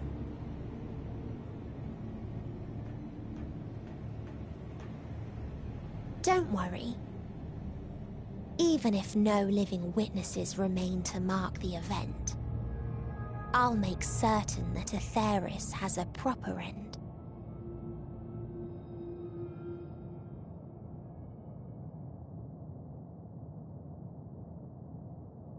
For all the power you wield, you're more fearful than the familiar you used to be. That Meteion feared simply to move forward. But your fear is such that you've given up on everything. I know it well. That sense of defeat. I've tasted my fair share of it. But as many times as we've fallen down, we've learned how to pick ourselves up and carry on. We take each other's hand, share in each other's courage, follow in each other's footsteps, and turn sorrow into strength.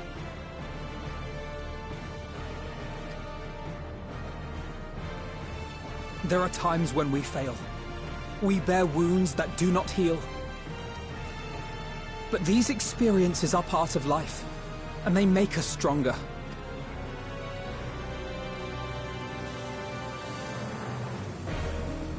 We rise, fall, and rise again.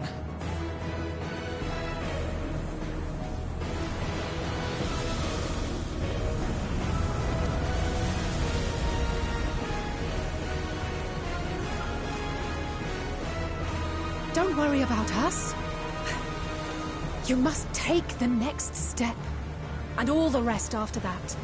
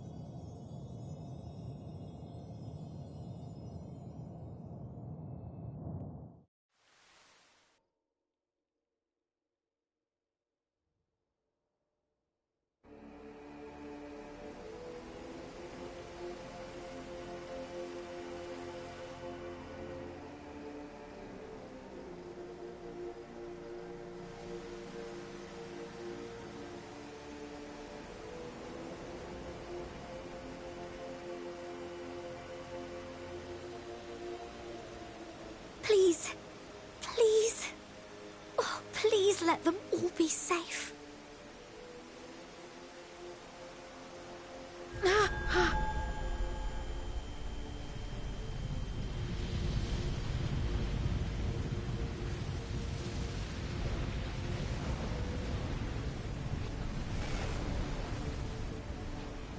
Cryle?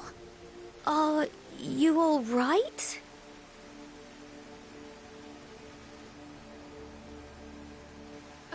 It's nothing. Just a headache. They'll be fine. I know they will.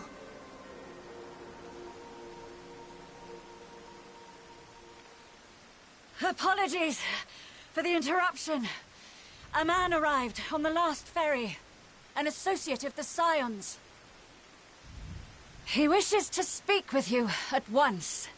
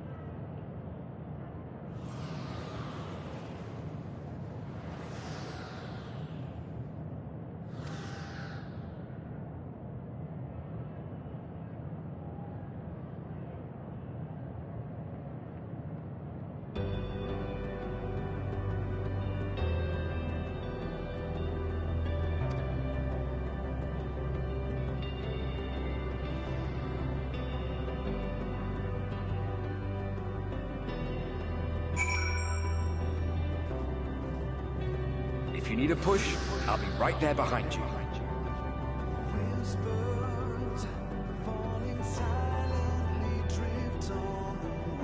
Do not despair. You are not without allies.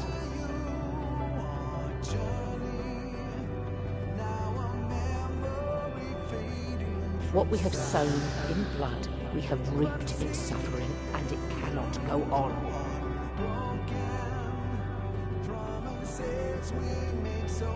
Upon the souls of they who have sacrificed themselves to pave the way for peace, we will never abandon our cause.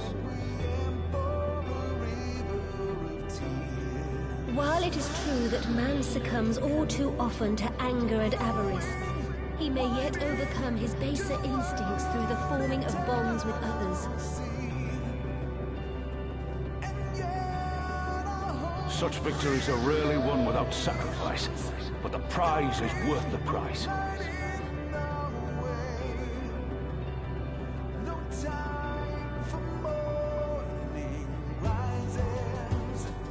And we, for our part, are glad indeed to be able to welcome friends both old and new.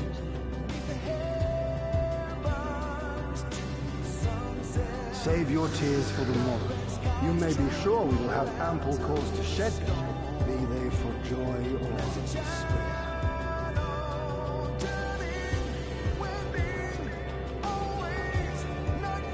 From tragedy and sacrifice, we rise to greet a new dawn.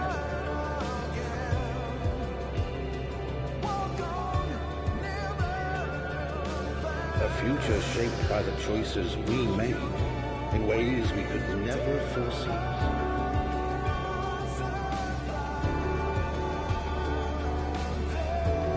Yet miracles do happen, so let us pray and will our friends home.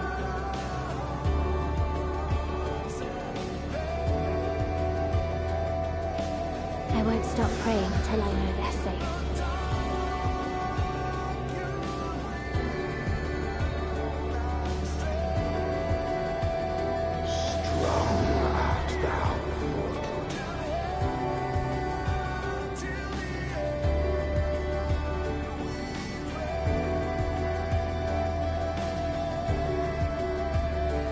Look for the light within, that you may continue to serve as a beacon to others.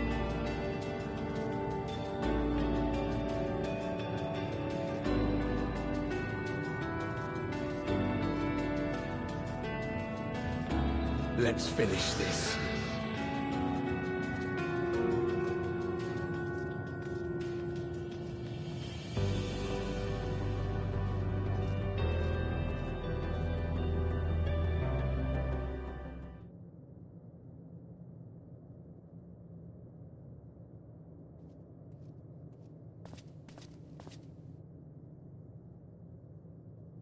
Here the path ends. There is no way to reach our nest.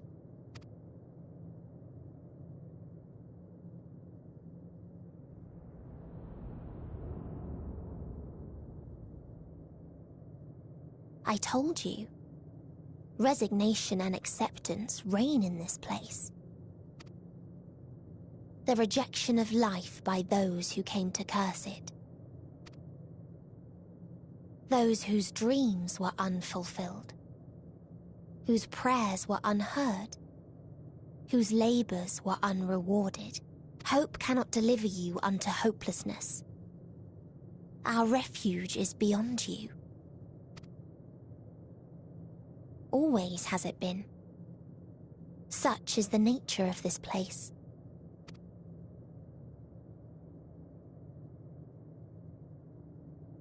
You should have remained on Atheris.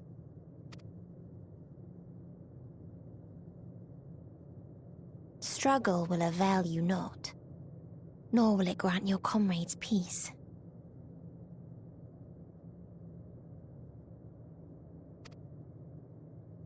Come, let me relieve you of your burden. You have suffered enough.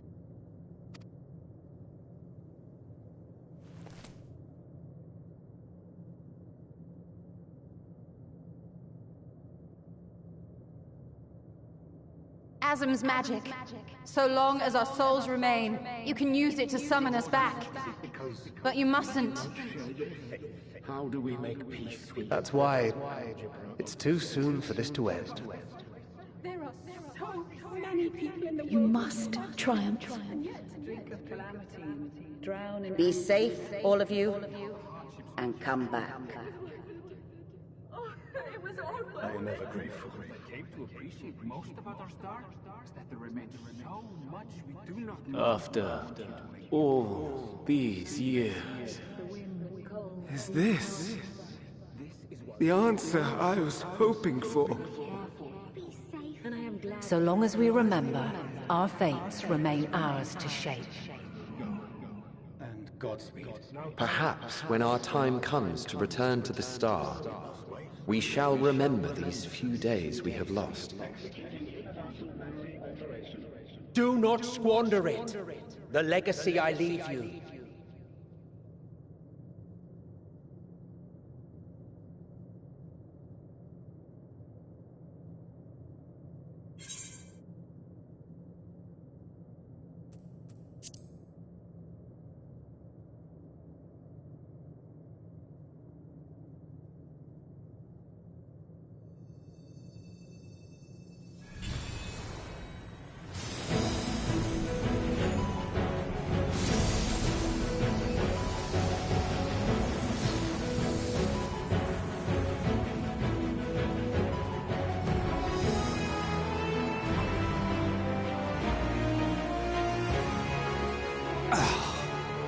I bid them remember, but all this time I'm the one who had forgotten. A right fool you've made of me, Hermes. And to add insult to injury, I've been denied a sound rest, forced to watch this clamorous show. Oh, come now. It's been a gripping tale. Unbreakable bonds and noble sacrifice, sprinkled with moments of levity to counterbalance the pathos. It's got it all. I, for one, would have been perfectly content to watch enraptured from the stalls.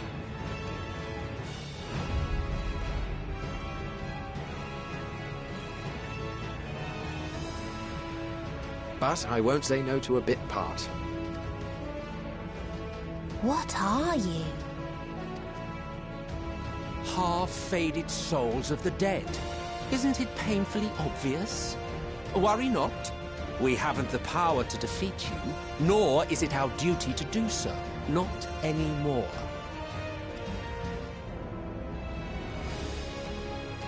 That being said, we do have a score to settle. So here I am, Vinar. I suppose you needed me to tie it all together, these frayed threads of our history.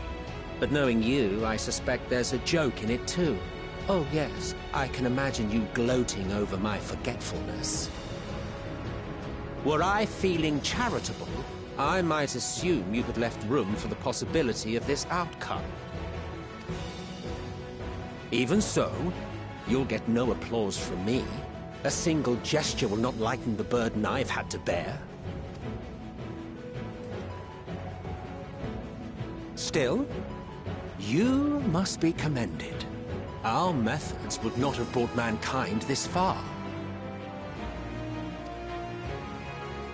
And so, as a show of respect to the last of us, I make this declaration.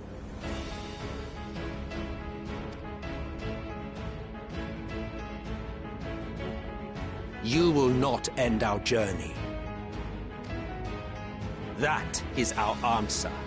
The answer of all lives of Atheris, past and present.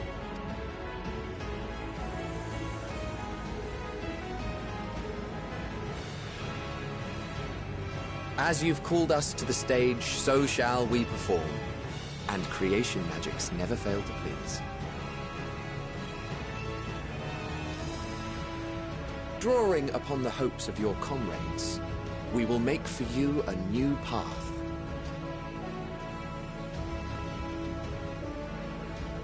What form said path takes depends on you. So focus. Focus and envision that which rejects the claim that you cannot attain your goal.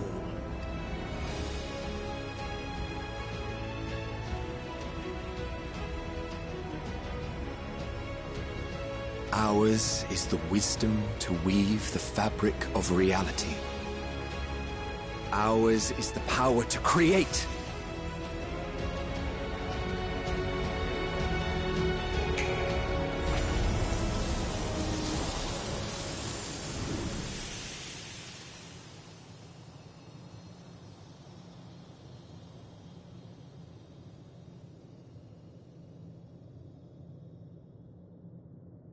Meteion,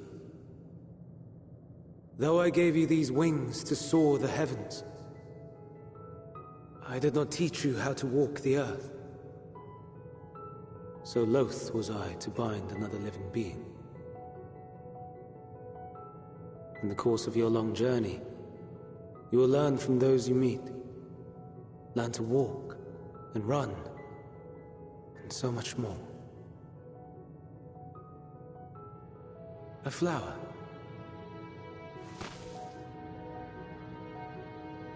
Yes. Upon your return, I will gift you a beautiful flower.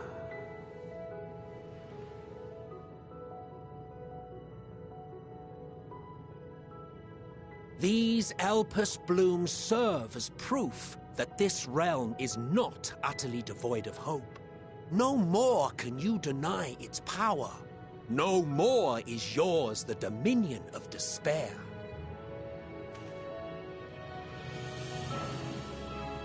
In case the practical implications were lost on you, your comrades no longer need fight their fight. So go on. Call them back to your side.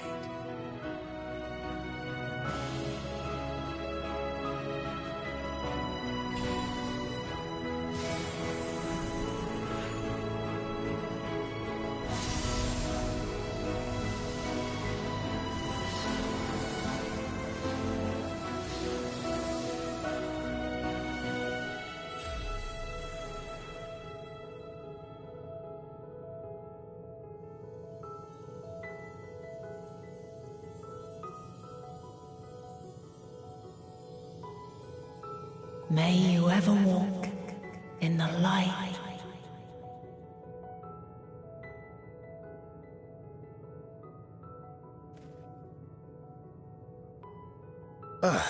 How disappointing. Not even a single scar in the making to brag about. You'll find a way regardless.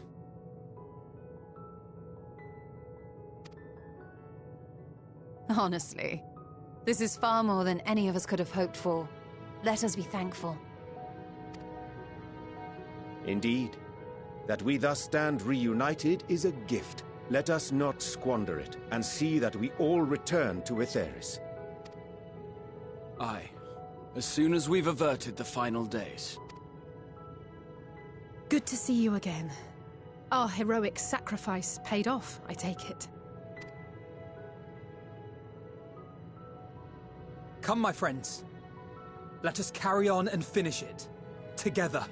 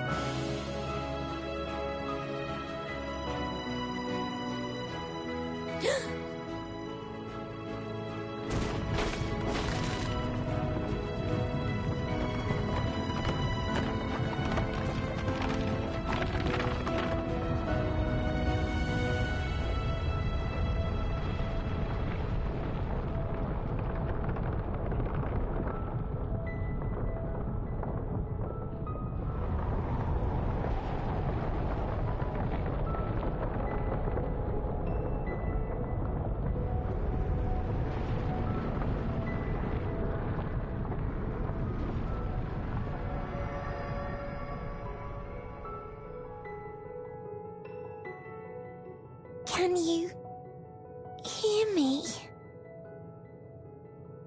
The voice is within, crying in pain, wailing in sorrow, hurting, hurting.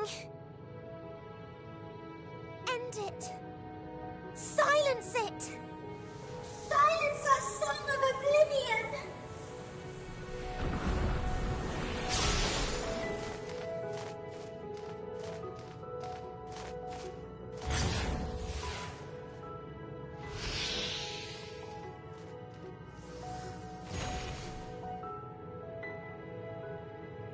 The way is open.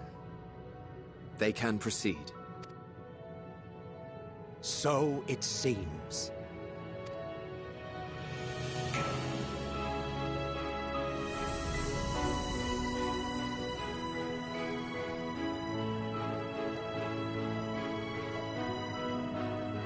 You're leaving? Of course. The Encore is finished, and I will not suffer myself to live again by Heideling's magic. But more than that, the future you seek is not the past we loved. That is why we fought, and why I lost.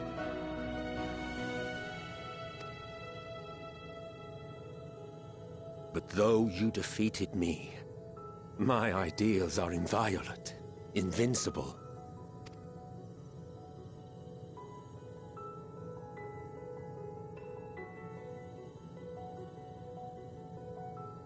Spare me your pity. I have no use for it. If you would do something for me, save our star. See this tale to a triumphant conclusion, and with elation in your hearts, bid the final curtain fall. Only then may it rise again, and a new tale begin, with new parts for all to play.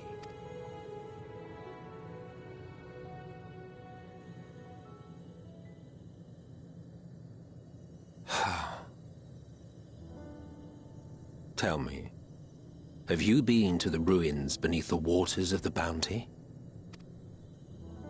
Or the treasure islands beyond the frozen waters of Blind Frost in Offerd's north? The fabled golden cities of the New World, The sacred sites of the forgotten people of the South Sea Isles.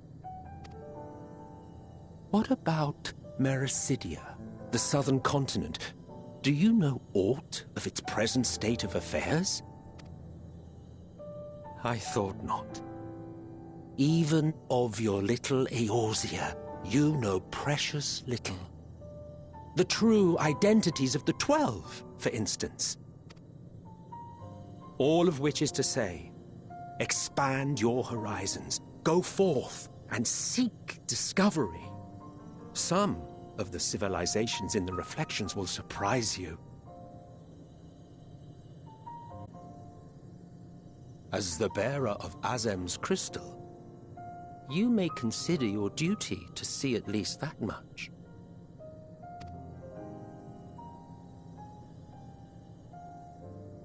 I certainly did.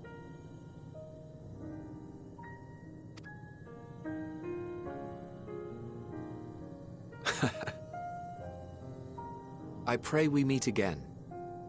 If not in this life, then perhaps another. Whensoever it should be, I trust it will be a most joyous reunion. For you, maybe. I want nothing to do with it. Oh, don't be that way.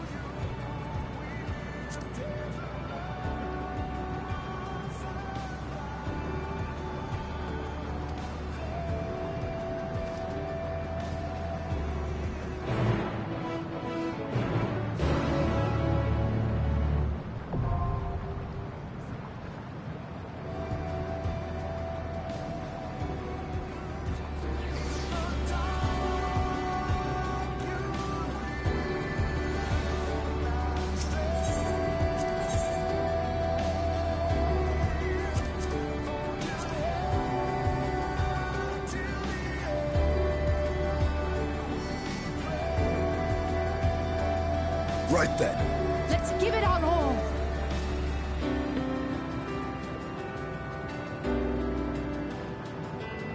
I stand ever ready.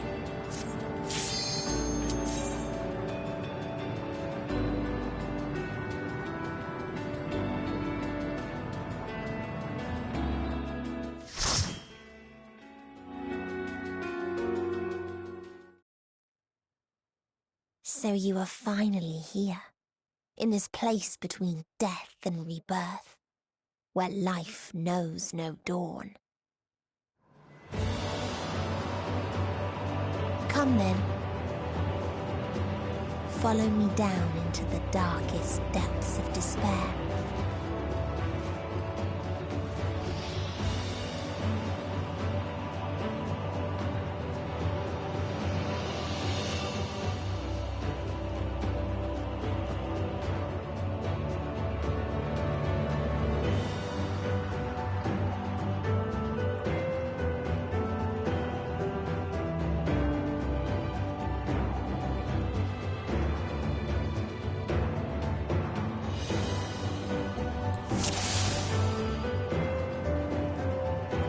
Once upon a time, there was a beautiful blue star that fell to pestilence and rotted inside and out. The more its people clung to life, the more they suffered.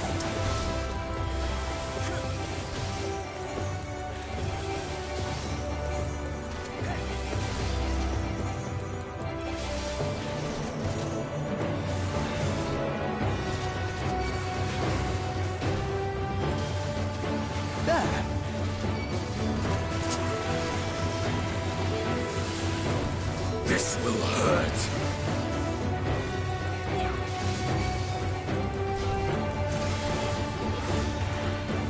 Allow me. You underestimate me!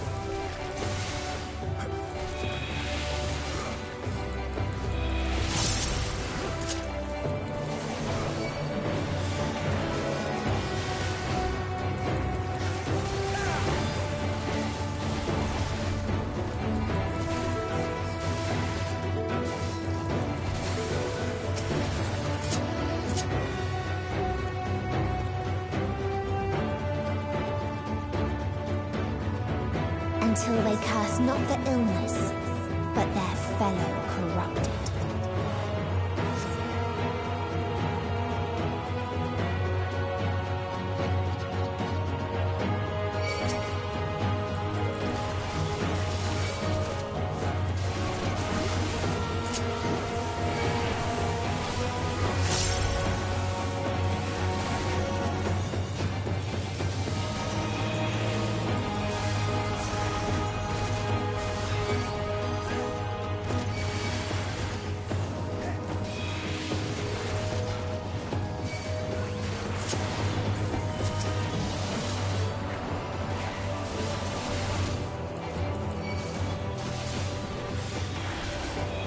You underestimate me!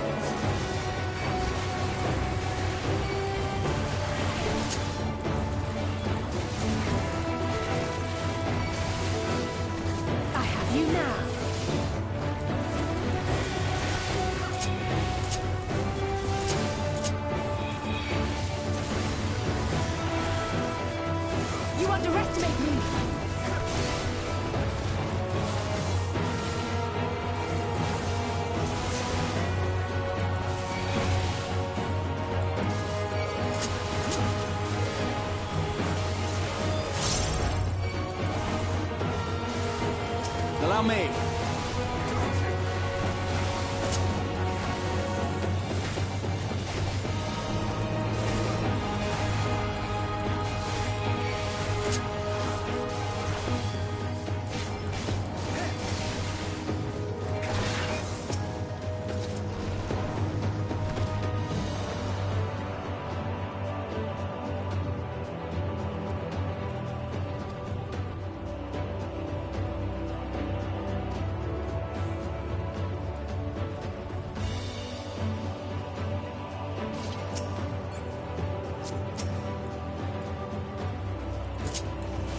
Those who lived and festered.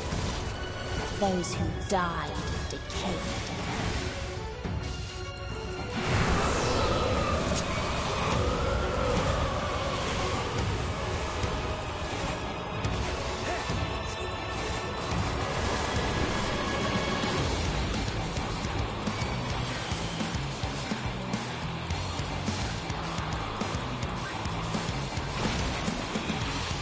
Allow me.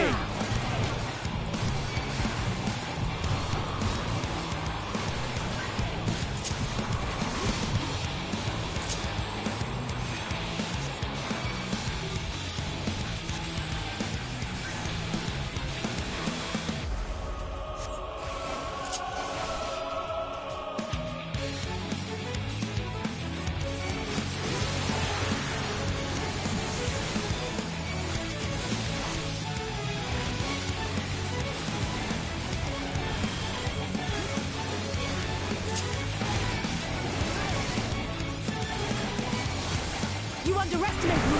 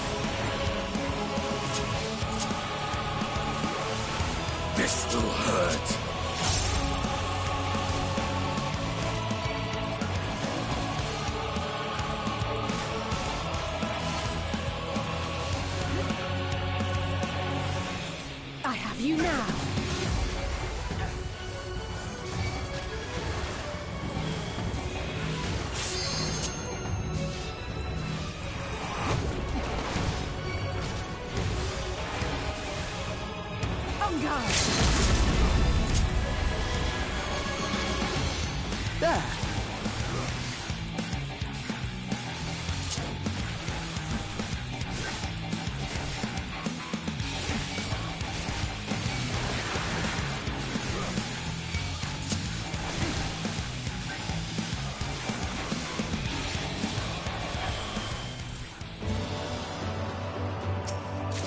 And the very last of them wished they had never been born at all.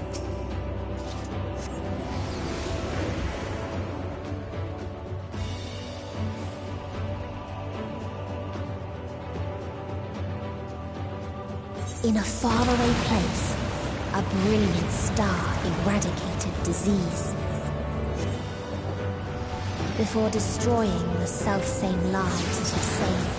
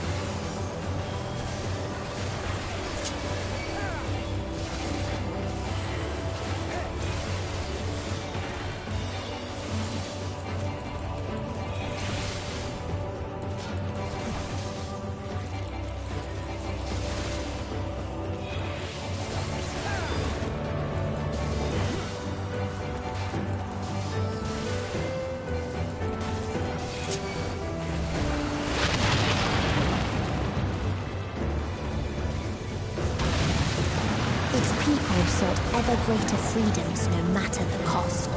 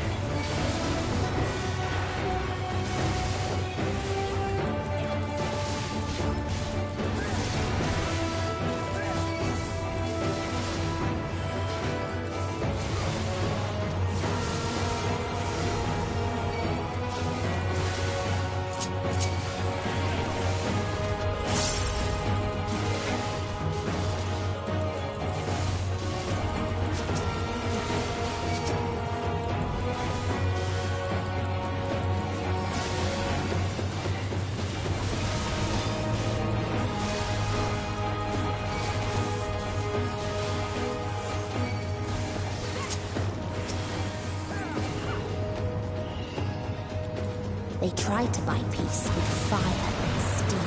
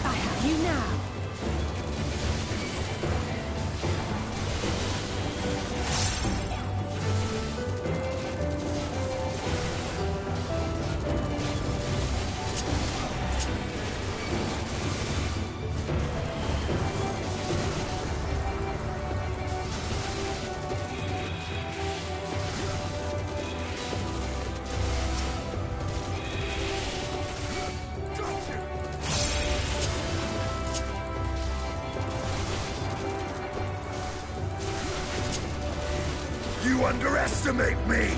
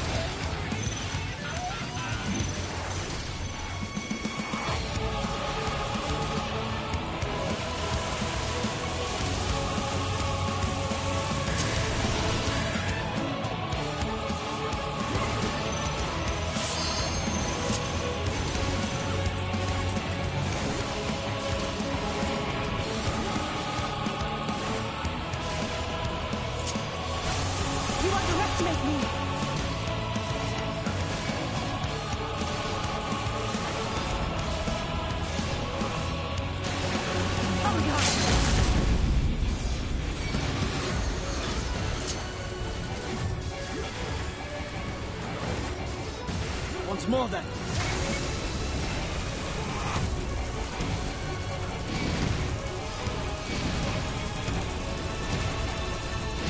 Not today. To worry about.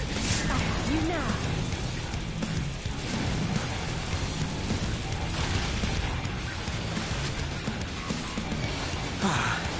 I'm in your debt.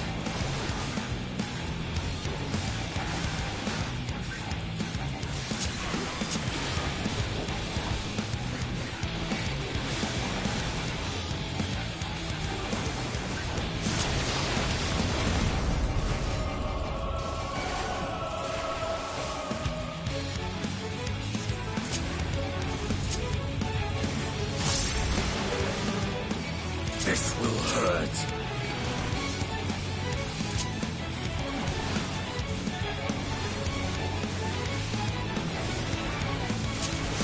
You underestimate me!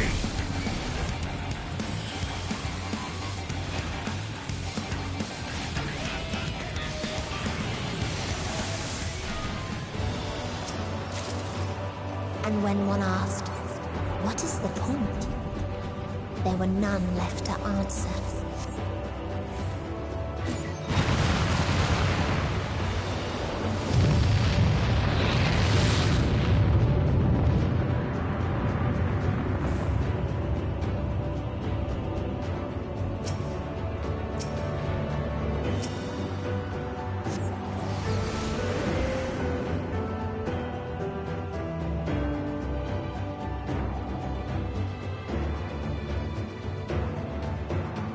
Farther still existed a star without strife.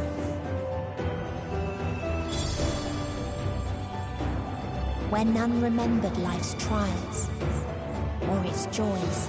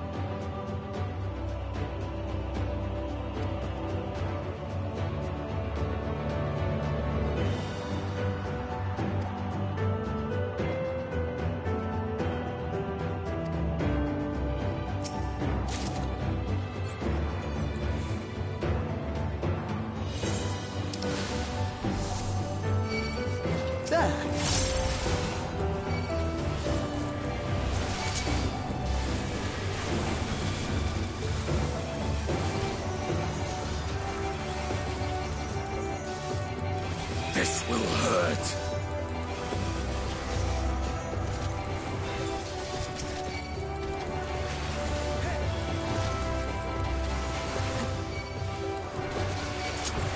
You underestimate me! I have you now.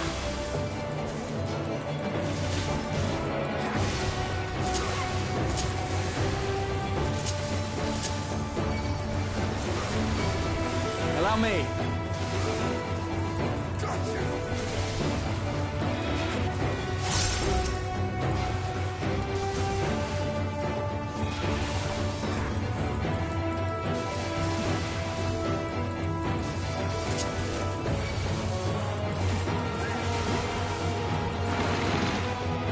What its people had gained from ease, they lost to apathy.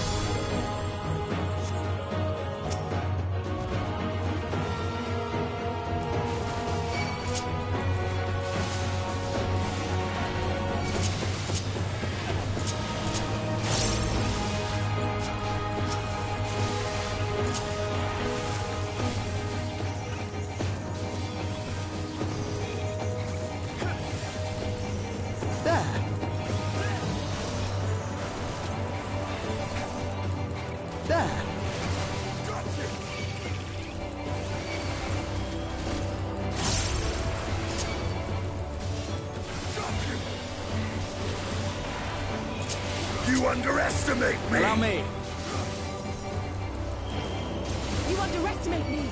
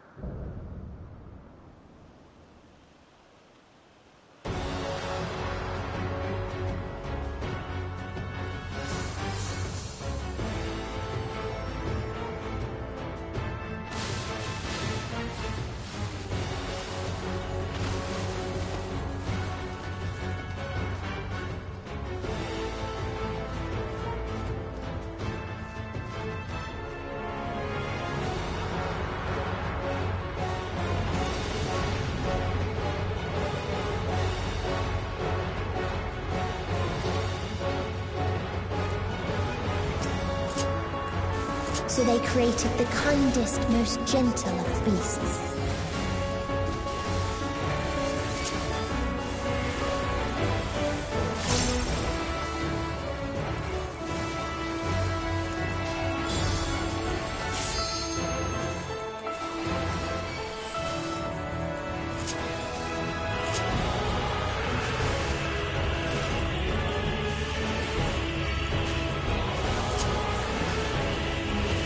Its steps were light, and its gift was as painless as it was beautiful.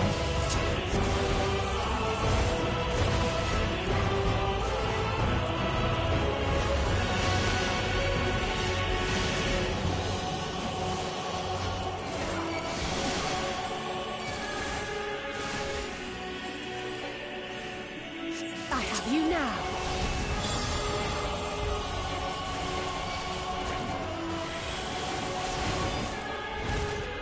Bathed in its golden glow, they all slept happily ever after.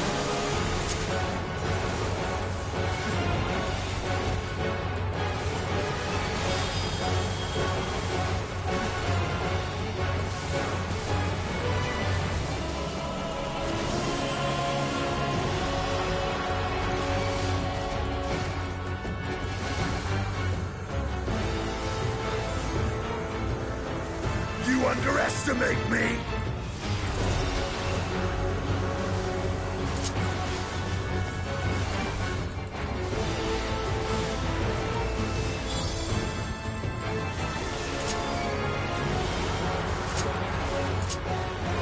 This will hurt.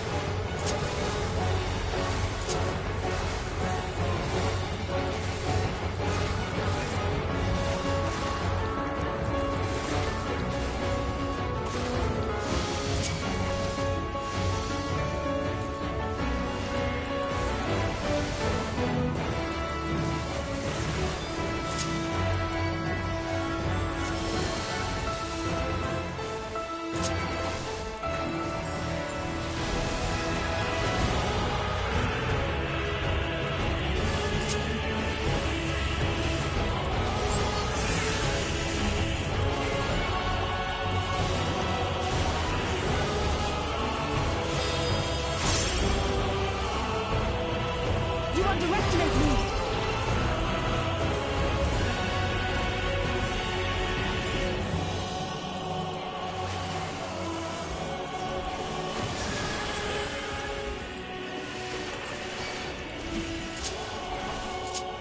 You underestimate me!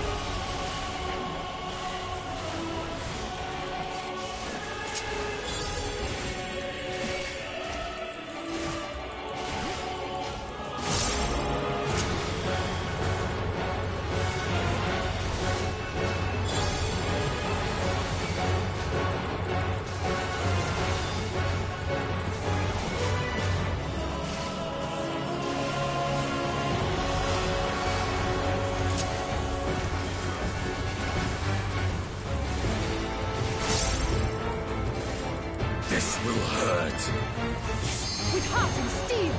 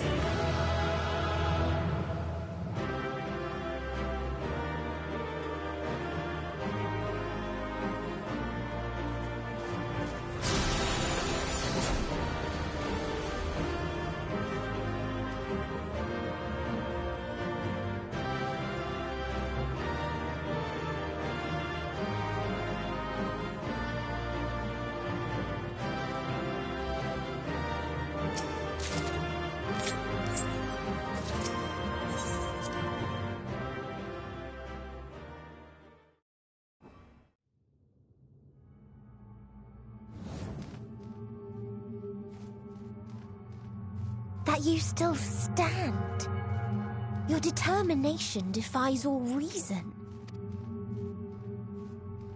The souls within me writhe and recoil in your presence. What must I do? What pain must I visit upon you to make you surrender to despair? No one is unbreakable. What pains one may weather may bring another to tears. But therein lies our strength. For when we fall, our brothers and sisters are there to raise us up, again and again, without end. I see.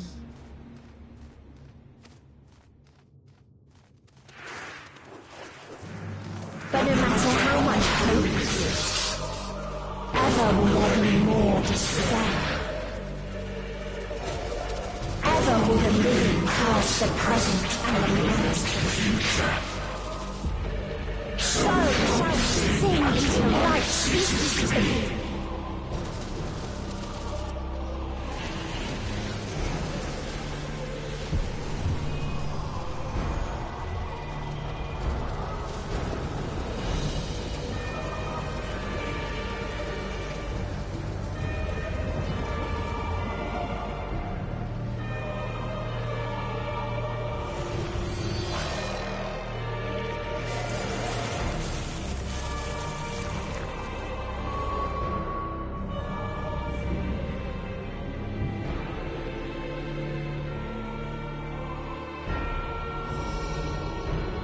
Seven hells!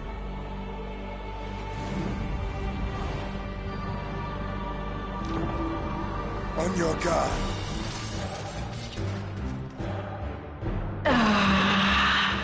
The rage. It rises. Rises.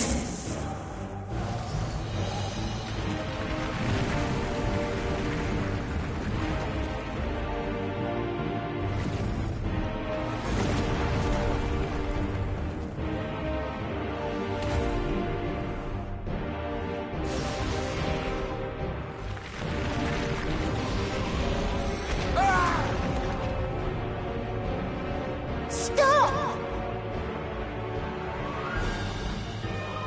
Calm yourself, please.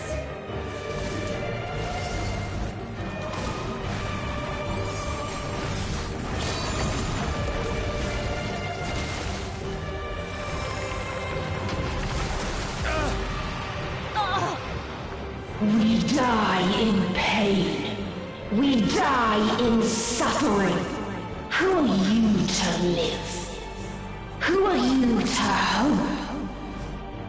Hold on, my friends.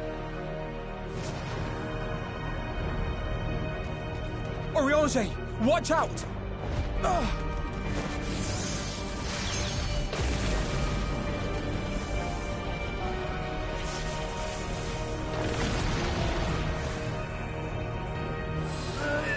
Alphino! We cannot comprehend. We cannot know. We cannot know!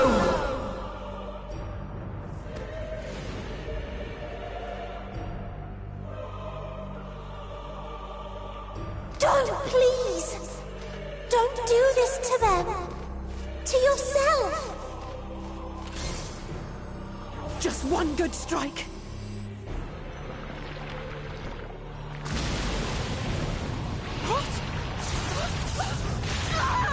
Stop! Please stop! We will not suffer alone.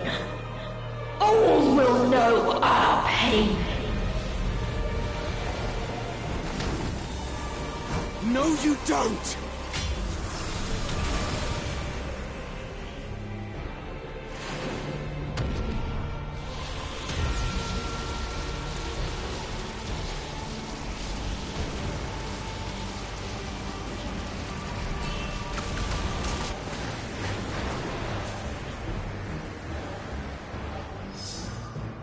All are washed in ice, a frozen waste, forever silent.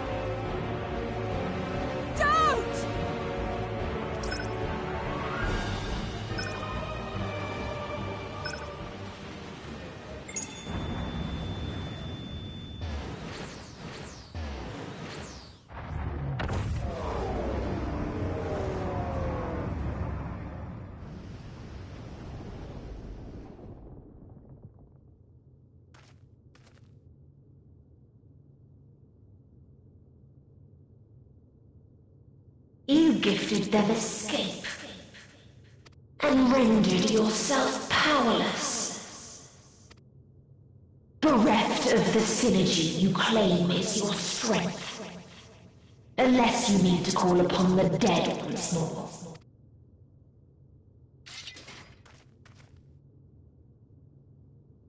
Defiant to the last, but you will be one with us ere long.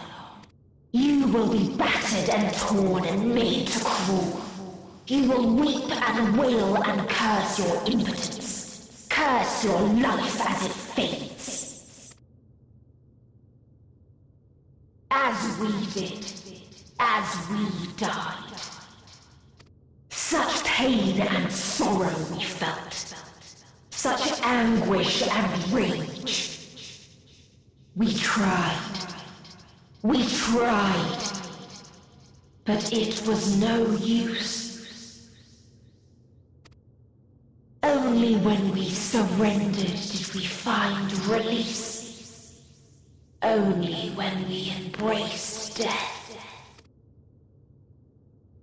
So join us in despair and embrace yours.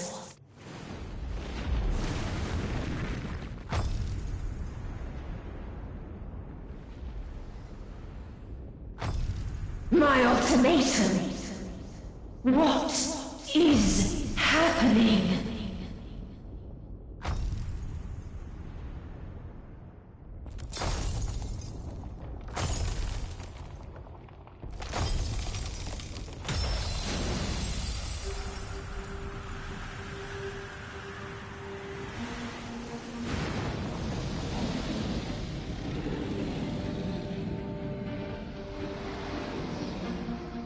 At the end of everything, I find you, my friend. I sought something in you once, as you did in me. When at last I understood what it was, I journeyed to Sharlayan to seek you out. Struck a bargain with the woman who shares your gift. In exchange for lending the Scions my aid, I was given the means to come hither.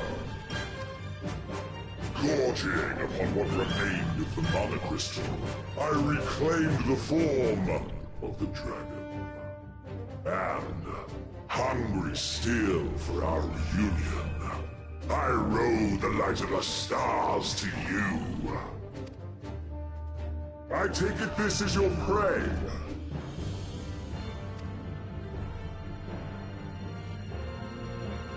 But why does it still live? Surely it is no match for you. I assumed you would be above something so banal as despair. Am I mistaken?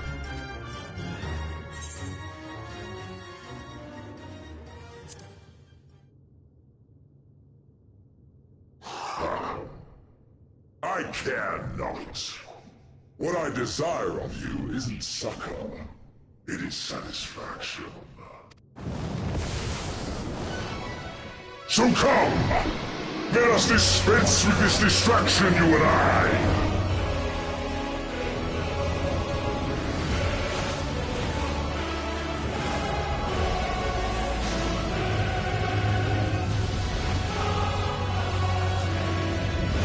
You struggle in vain. You will not silence our song of oblivion.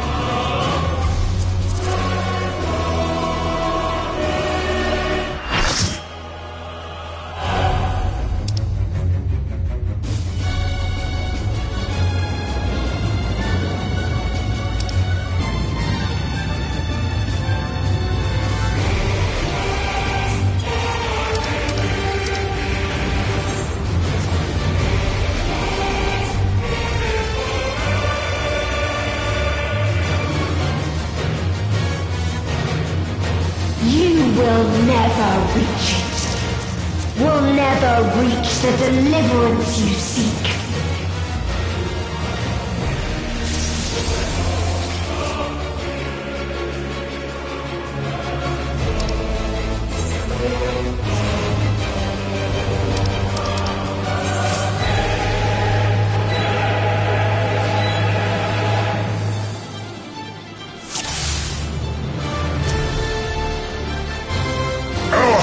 Ends this day.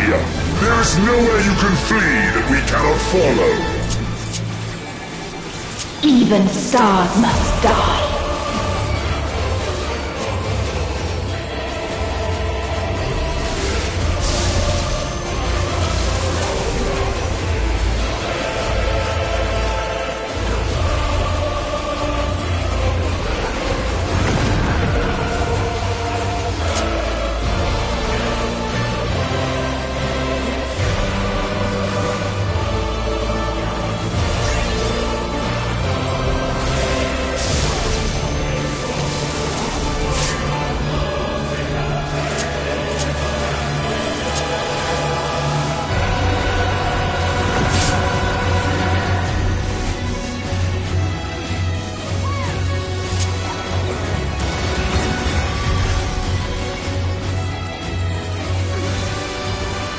Utterly futile.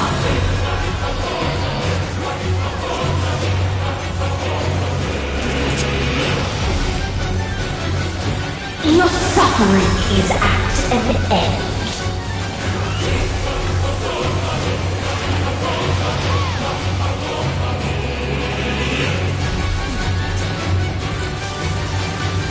This is a kindness.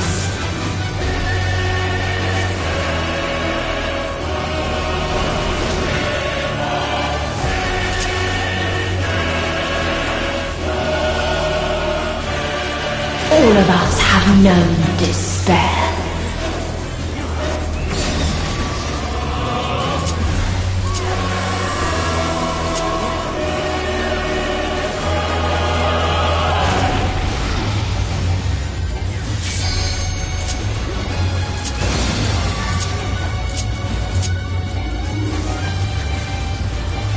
We have seen the end.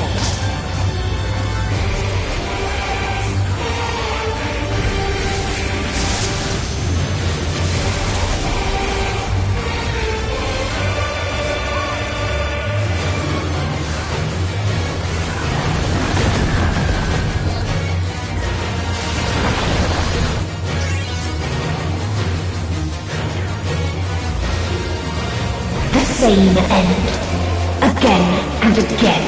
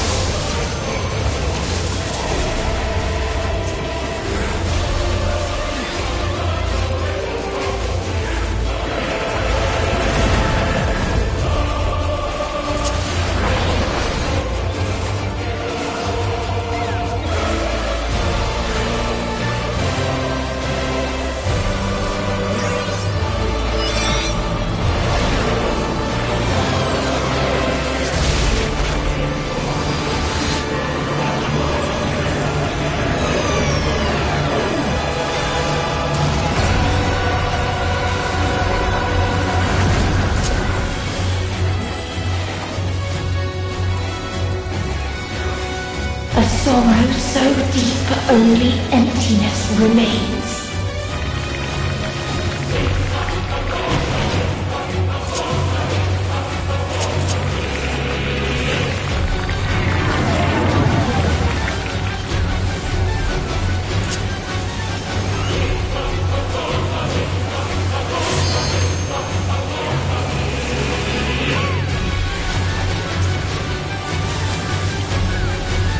Tis so lonely between the stars.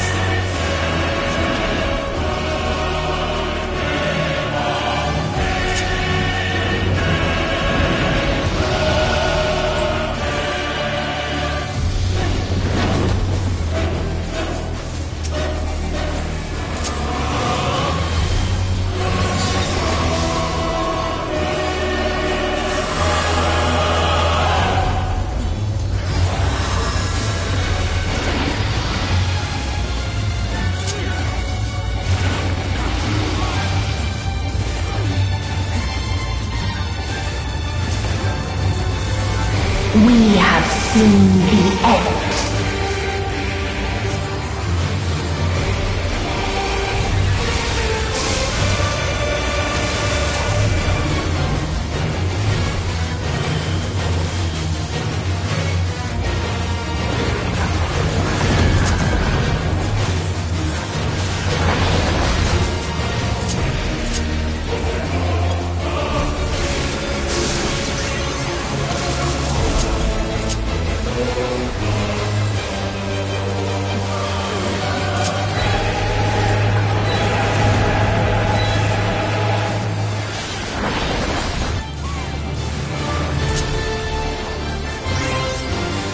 Same end, again and again.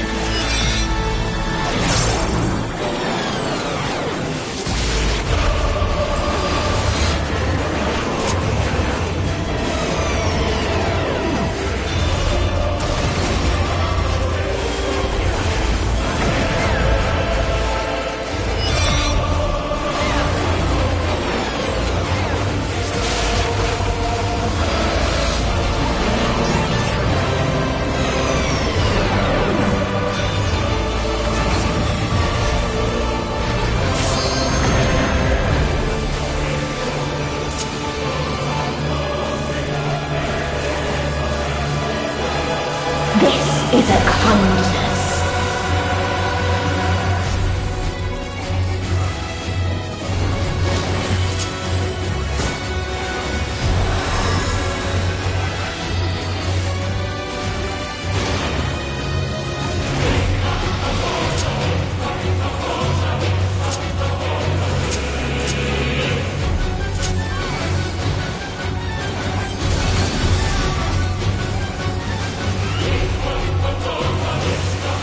All of us have known despair.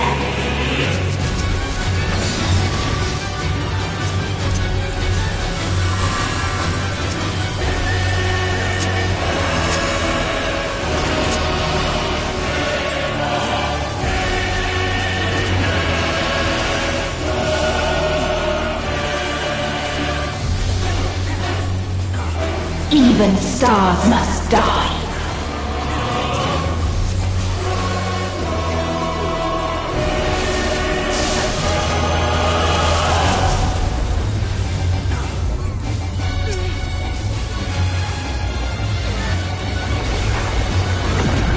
If there is no happiness in life,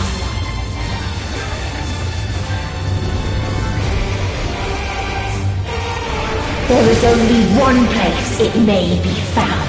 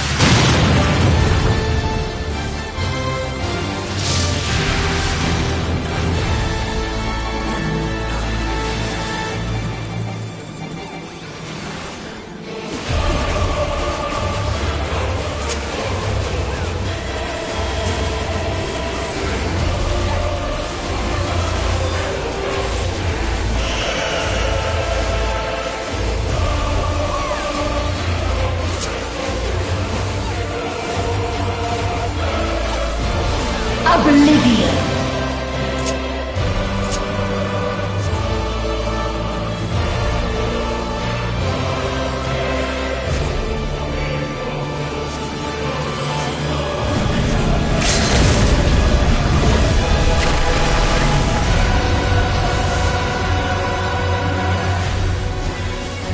Dynamis.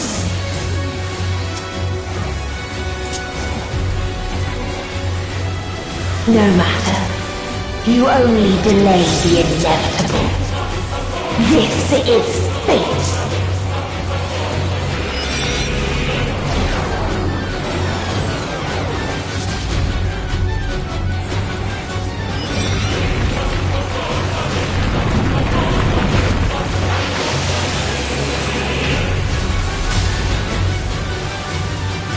Your time has come.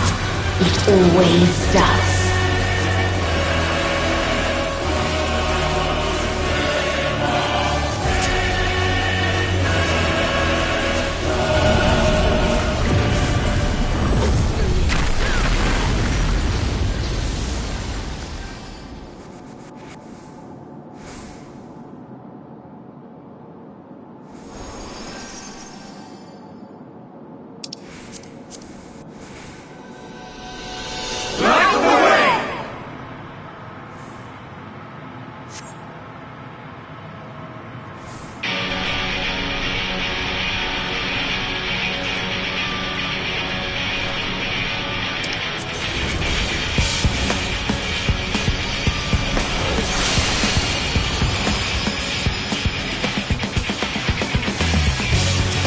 What is this defiance?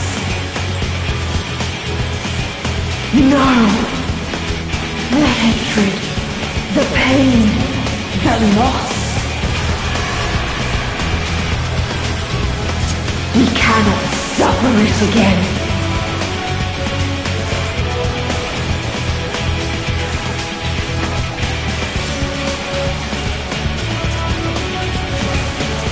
We will stand against fate!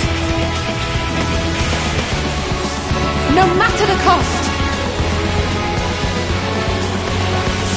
We've been here before.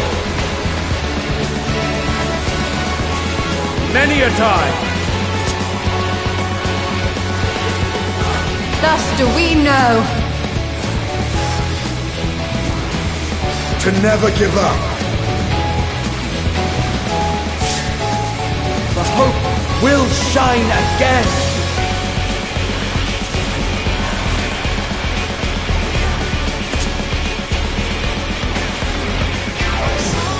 What we saw.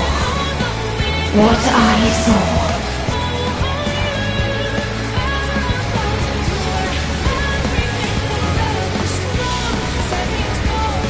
It can only end in misery and desolation.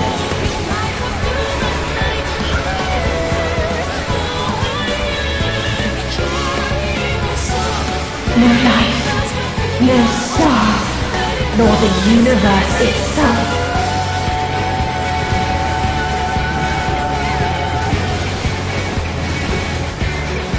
None should hope for better.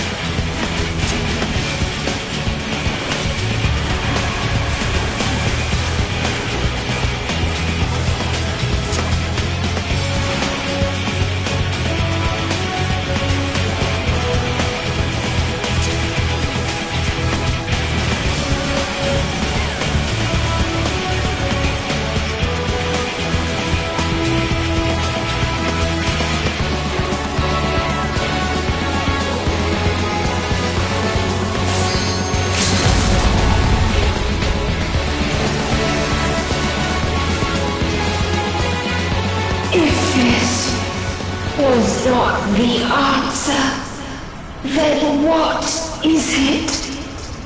Where lies happiness?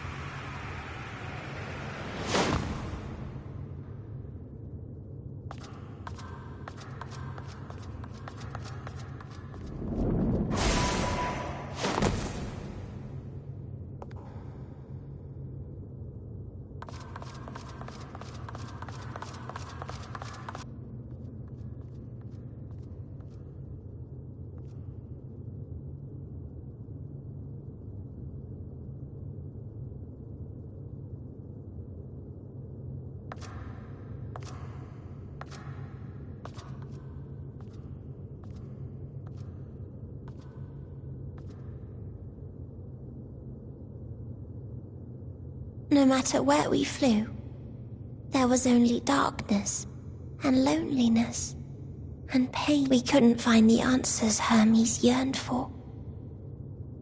The answers he deserved.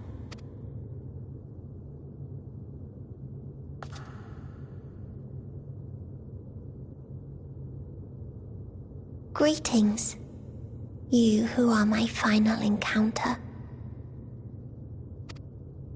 I wish to hear your words, share your feelings, know your thoughts. May we please be friends?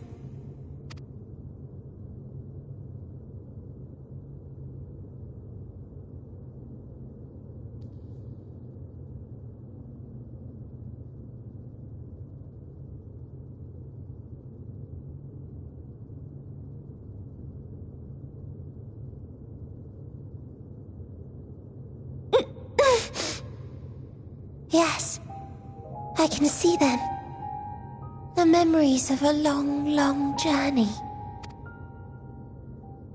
So many people. The thoughts of them overflowing in your heart.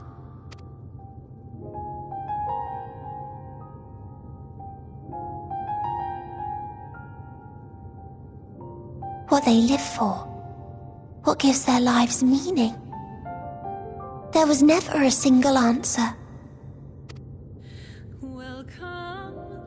You gather pieces of happiness, precious and fragile, only to lose them, then start again.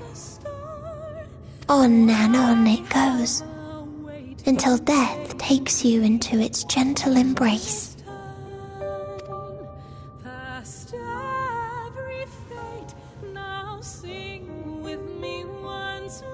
That which Hermes sent us to find was there all this time, on Atheris.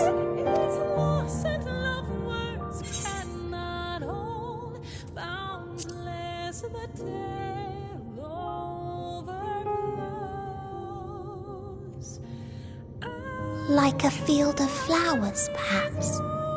At first a single blossom. It spreads and takes on more colors.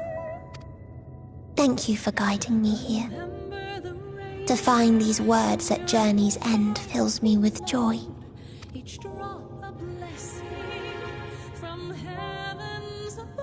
And so, before I fall forever silent, there is one thing I must do. No expression of regret will undo what my sisters and I have done, or restore what we have stolen. But if you would allow it, I would sing one last song. A song of the newfound joy that swells in my heart.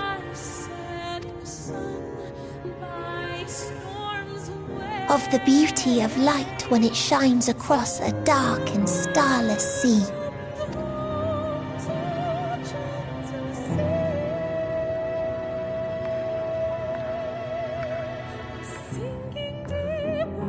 Of a dream that from the soil of worlds now lost to sorrow, life will spring forth once more,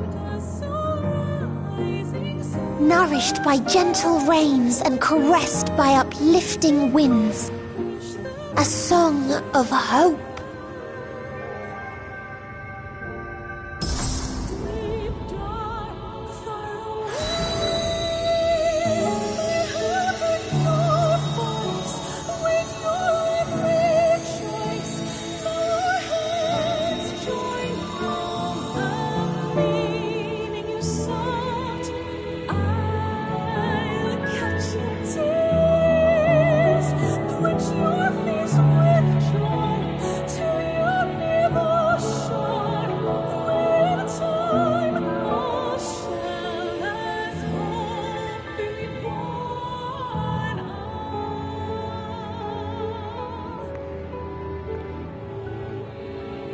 One day, life will fill the universe again, and Hermes will see this and smile.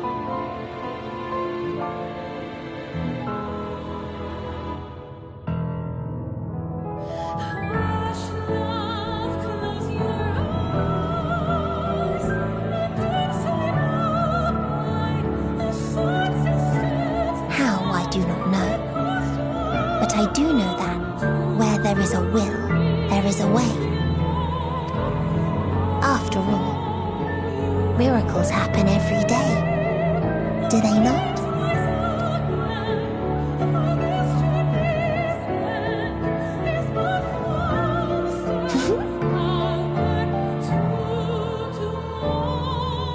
I will create a path back to your ship, where your dear friends await. Hold in your heart your desire to return to them, then follow my lead and walk forth. That hope will surely guide you true.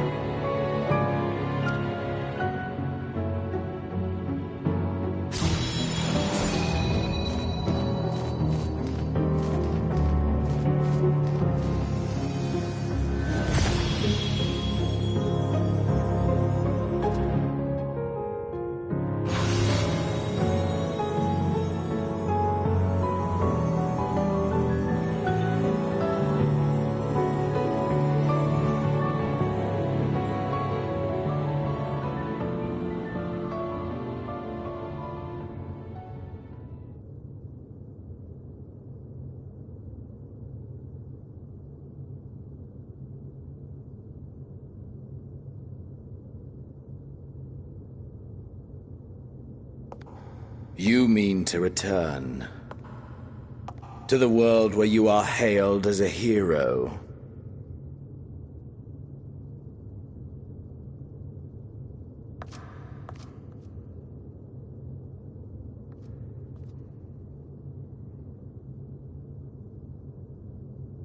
Hear me then. Not as a hero, but as simply you.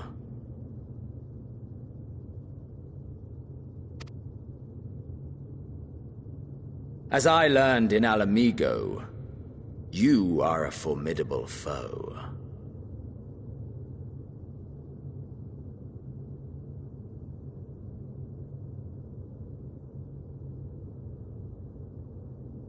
Stronger than any I have faced. Against you, I need bring my all to bear. I need burn through the candle of my life. This is the sole pleasure I know, and it is the sole pleasure I have to share.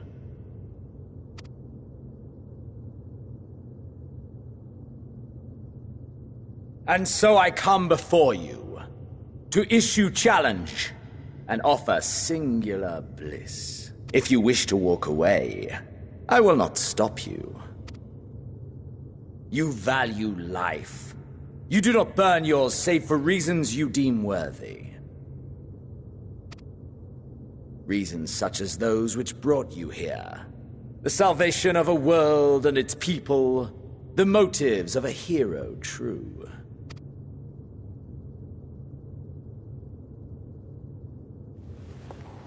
But there is more to you than that. You know this to be true. As surely as you know the thrill of pushing your body and soul to their limits. Of confronting ever mightier foes, dancing ever closer to the precipice, wondering if this will be the one to finally fill the void. Such pleasures you seek for their own sake, and no other reason. Is this not so, adventurer?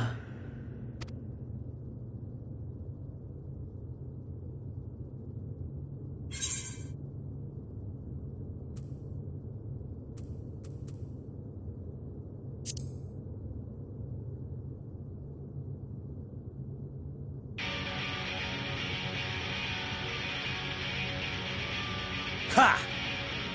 Acceptance! At long last! The conflagration of our clash will scorch even the stars!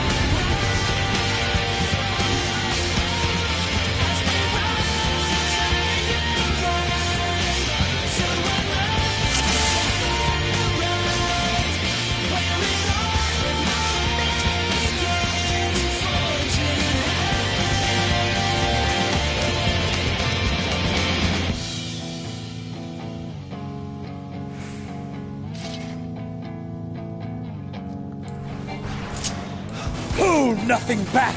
Push yourself to your limit and me to mine.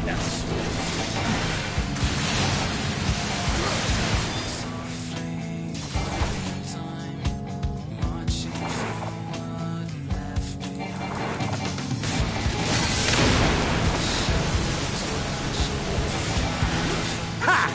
Still fighting you, I see.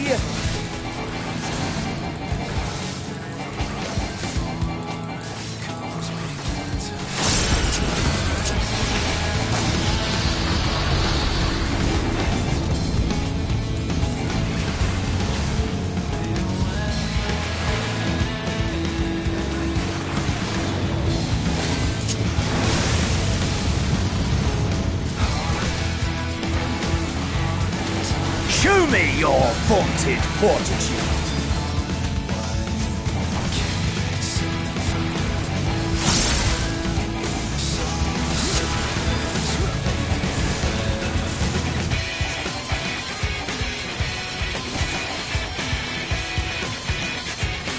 Soon you will know the full extent of my power.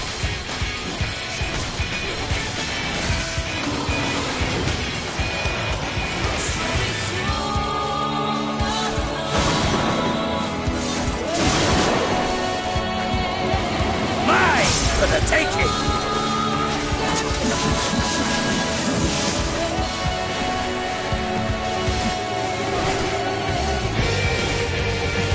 Mine for the taking!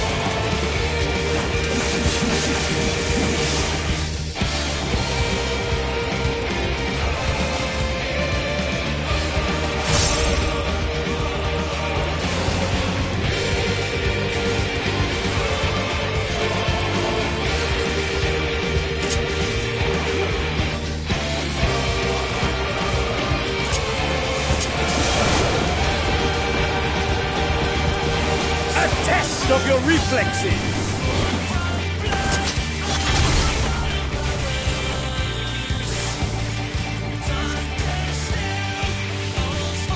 A test of your reflexes!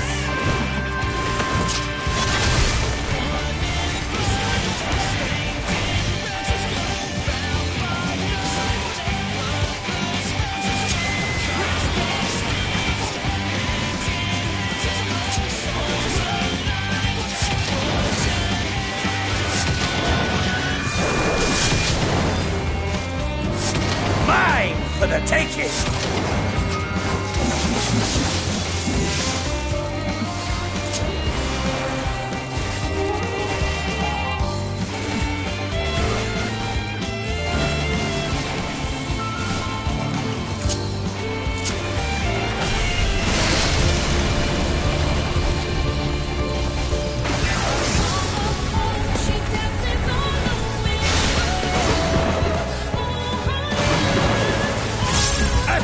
Of your reflexes!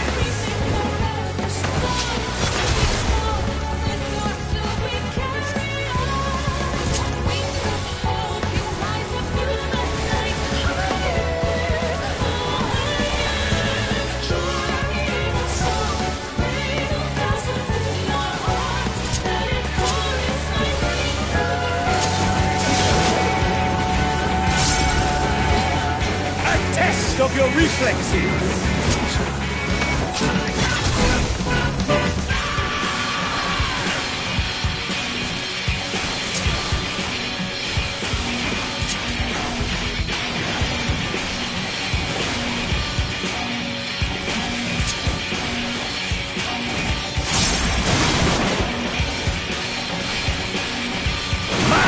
For the taking!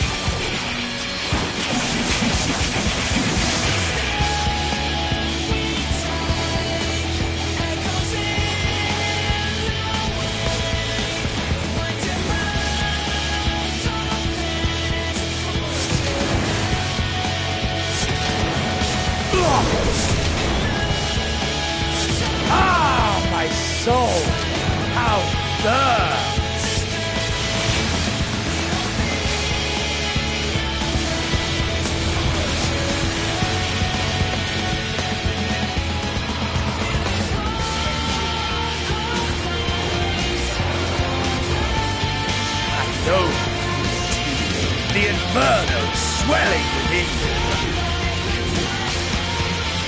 Come, let all creation be consumed by our ravenous fervor. I have you!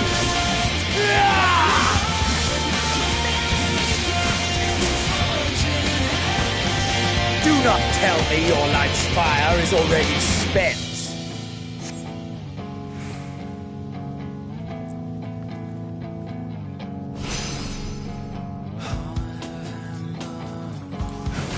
Yes, yes! Rise once more! It mustn't end yet!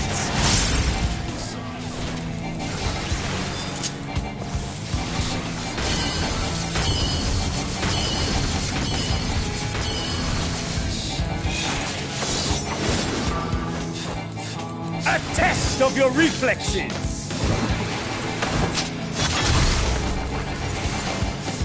I have you!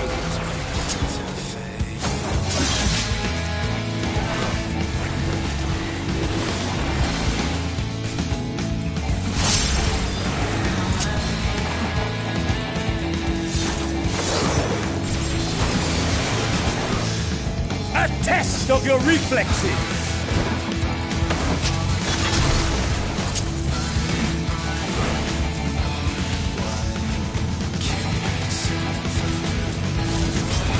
Show me your vaunted fortitude!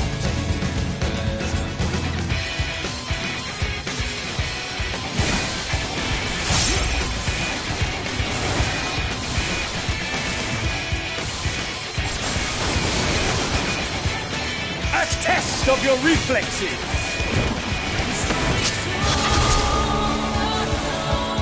I have you!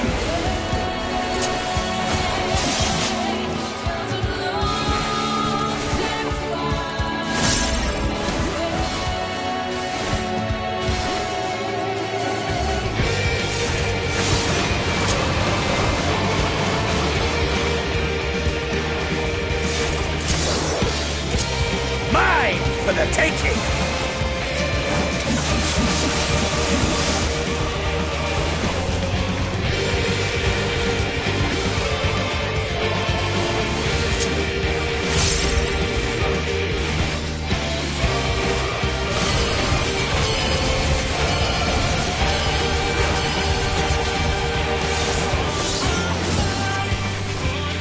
A test of your reflexes!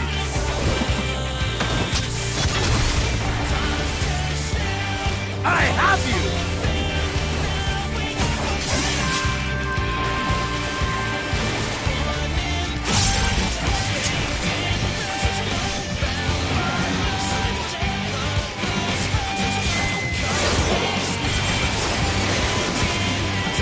A test of your reflexes!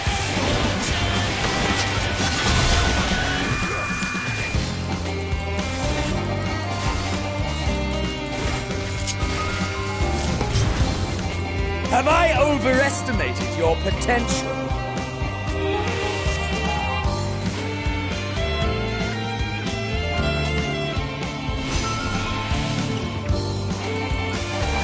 Show me your vaunted fortitude!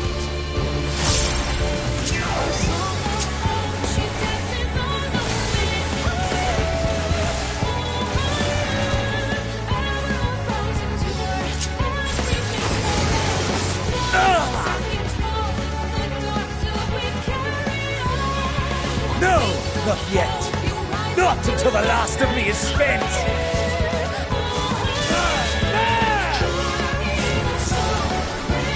Now fall!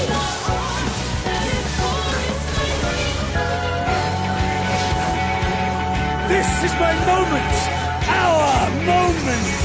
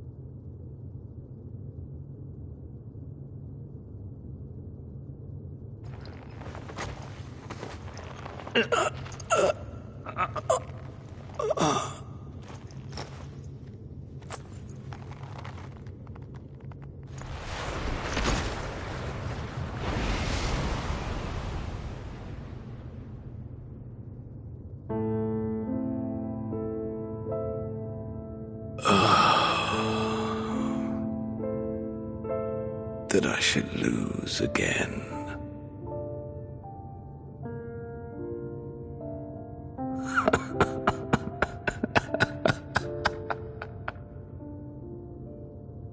How disappointing.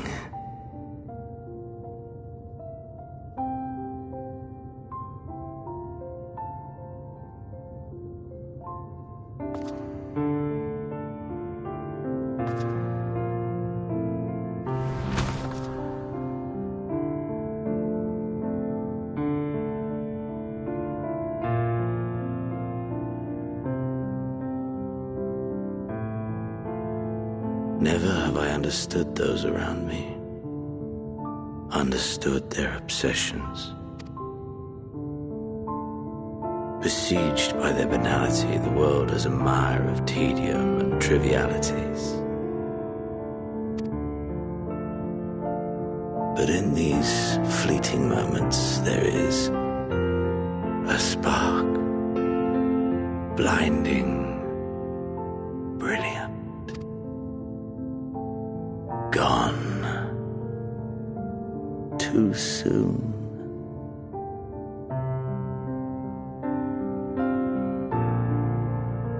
What of you, my mirror? Born into this world, bestowed name, bid to seek out strife and adventure.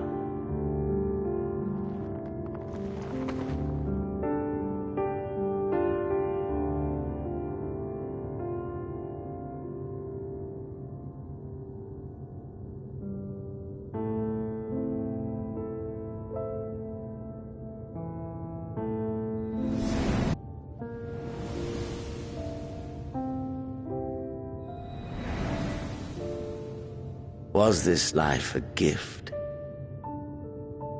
or a burden?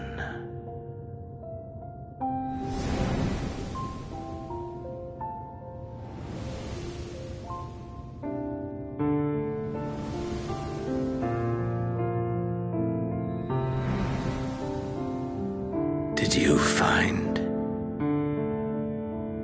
fulfillment?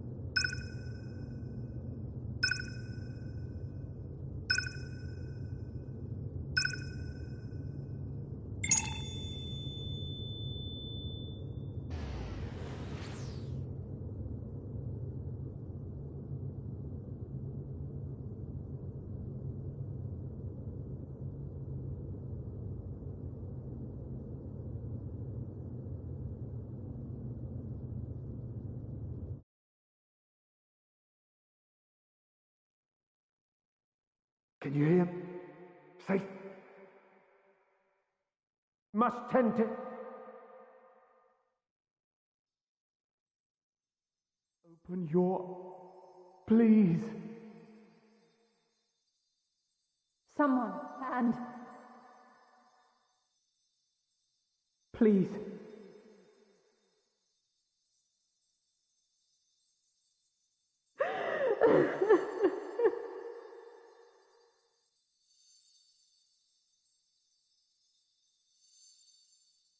can't leave us! Not like this! If you do, I'll never forgive you! So come on! Open your eyes and get up!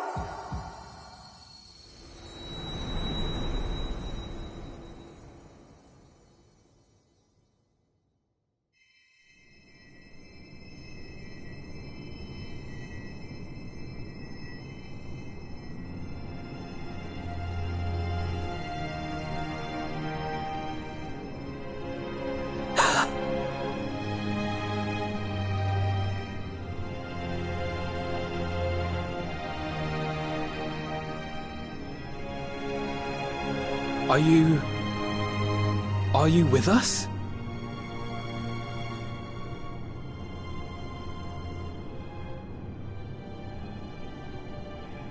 Oh, thank the heavens. For a moment we thought...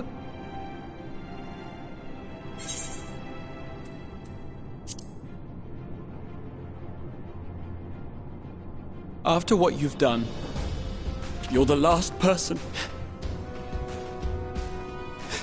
to be asking that.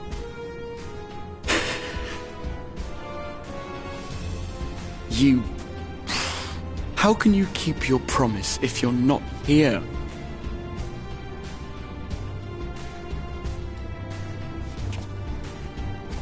Another fine show you've put on, my friend. A fine show indeed. What were you thinking, fighting alone? Never do that again. My poor heart couldn't bear it. Put yourself in our place. If you hadn't returned, how do you think we would feel? And if that sounds harsh, it's because we care. We tended to thy wounds as best we could. But how is the pain?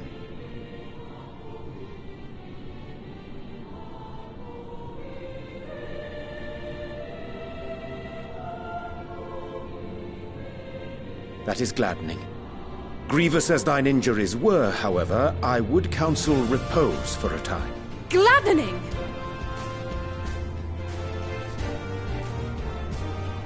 There's nothing gladdening about this. When Meteion appeared in here and told us that you were right behind her, we all got our hopes up. But you never came. And when you finally deign to appear, you're within an ilm of your life. Damn you! Damn you for making us worry!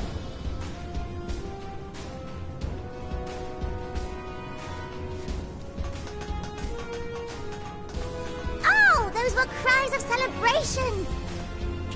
Anyway, well, the important thing is that you're all alive and in reasonably good health. And we mean to get you back that way. As for your earlier request, I'm quite certain we're in range to make contact now.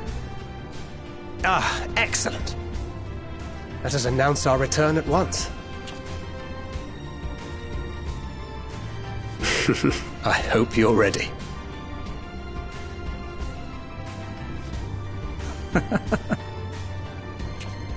While you were unconscious, we set out from Ultima Thule, you see.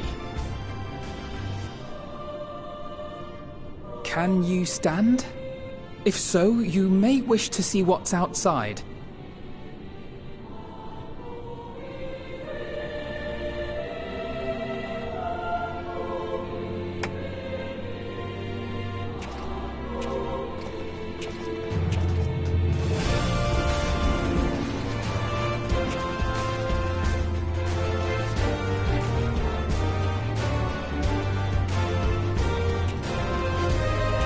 We're home, my friend. We're home.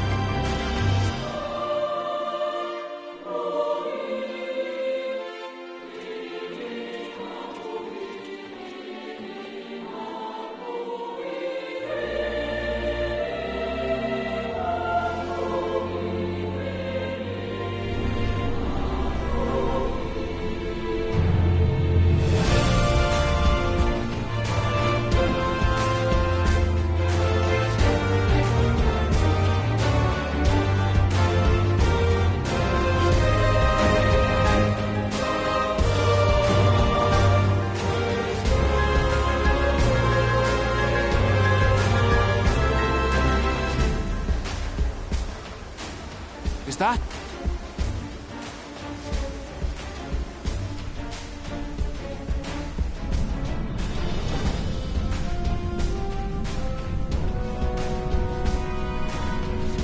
It is!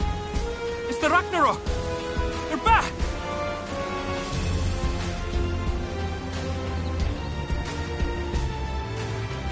Thank heavens. Truly. They've done it! Welcome home. Ah! Yes!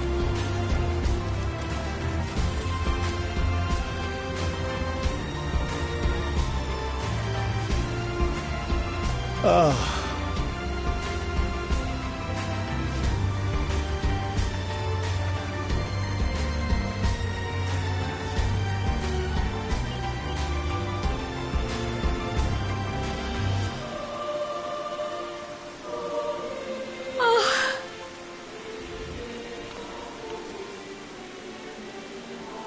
Welcome home, everyone!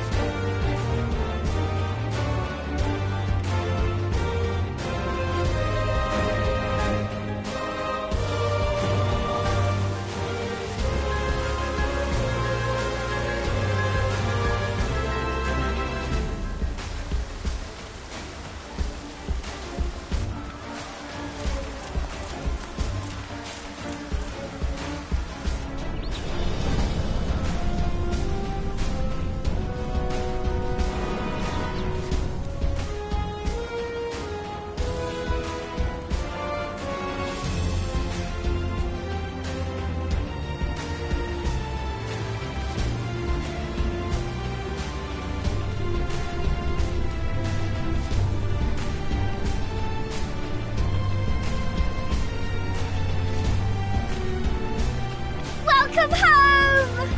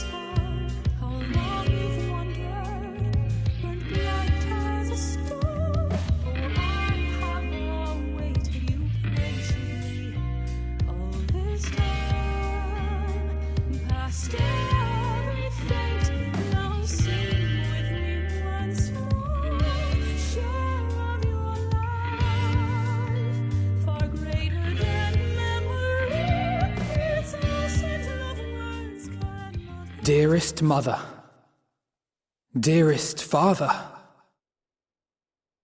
this letter will be the very last that I write to you from the Rising Stones.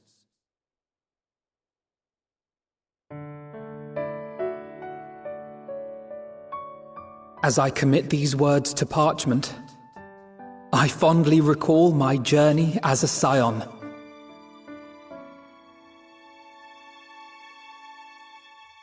From the time I first walked into the Order's former halls, to the time I set forth to forestall the final days.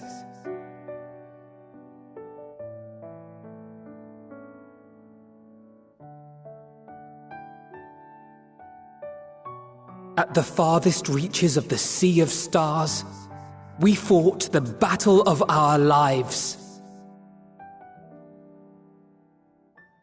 Fought against despair itself, a veritable maelstrom of it fed by the resignation that dwelled in the hearts of beings not so unlike ourselves.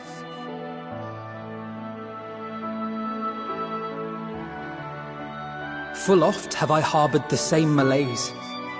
Have I been brought to my knees, crushed by the weight of sorrow and defeat, convinced that I will never rise again.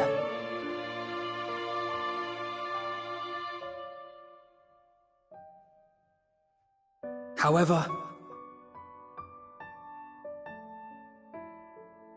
I have also known many moments of unbridled joy and happiness.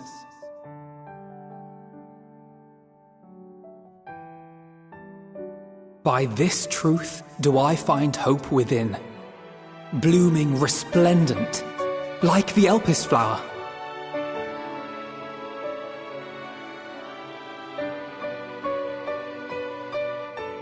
And thus do I endure. Do I look forward to creating more memories with my friends and loved ones.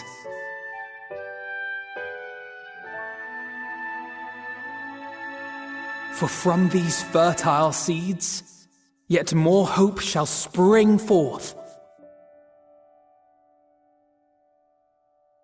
And they will grow to become shining lights that illuminate the dark.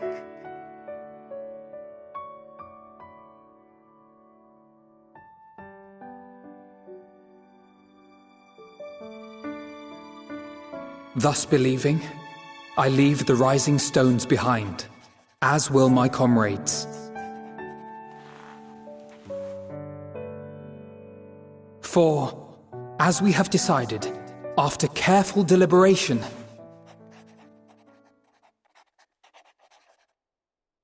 we are disbanding the Scions of the Seventh Dawn.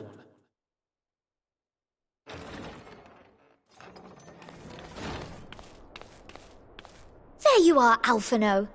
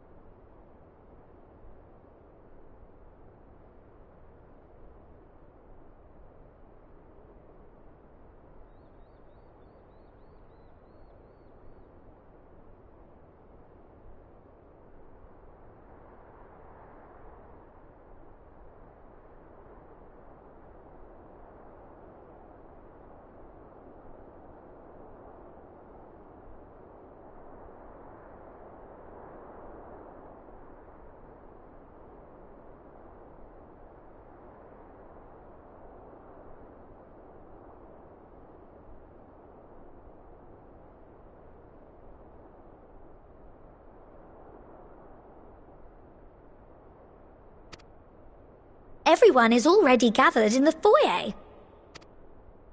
My apologies. I'll be right there.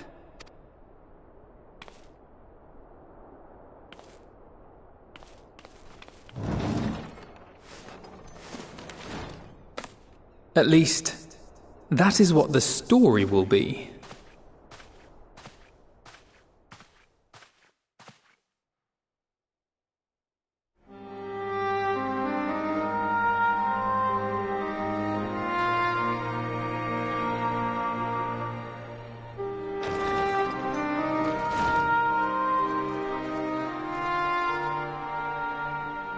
Sorry to keep you all waiting.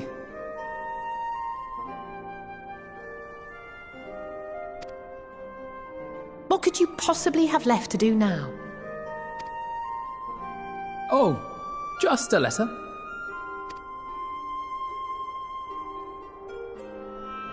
I imagine it will be a while before we can gather like this again. So it must be, if we're to keep up appearances. From now on, it falls to the Grand Company of Eorzea and its allies to deal with the realm's crises. Meanwhile, we shall return to our erstwhile ways. Retreating from plain sight to take our place in the shadows once more. Indeed.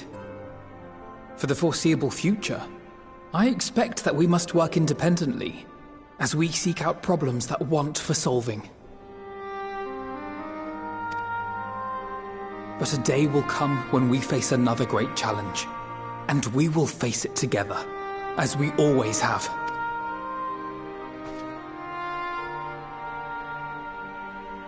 As much as I look forward to that day, I do hope it doesn't come anytime soon.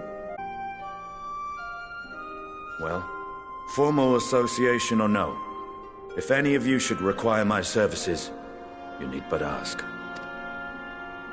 I'll be glad to keep my lance arm honed.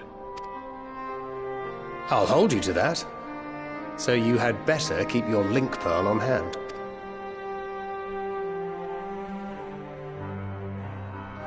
So you really mean to stay, Tataru? Oh, someone has to keep the Rising Stones in proper order. And even a super-secret organization requires a super-secret base of operations.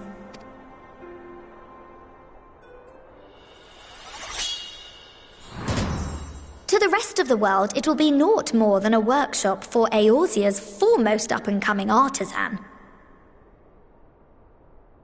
If you thought our coffers were full to bursting before, just wait till I can devote myself wholly to the crafts.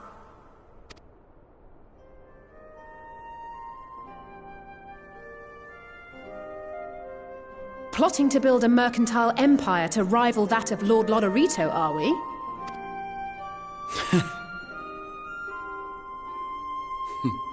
I, for one, look forward to your future successes, Tataru.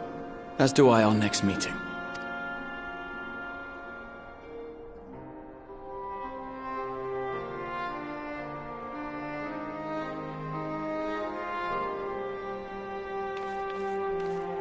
And with that, I believe it is past time you all made ready to depart.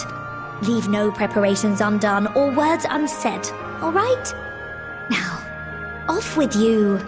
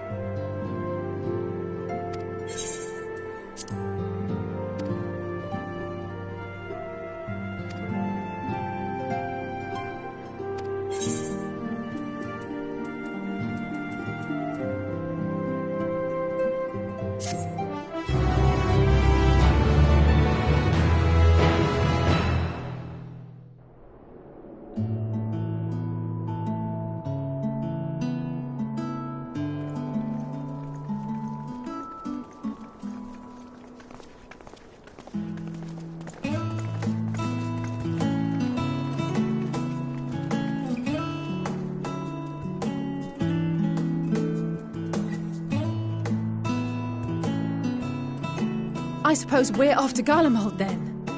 Though we ought to speak with Lord Emmerich first. If he's received word of any recent developments, we need to know. 'Twould be prudent to purchase some warmer clothes at least. Mayhap we can pick up a few souvenirs for Euless and the others while we're at it.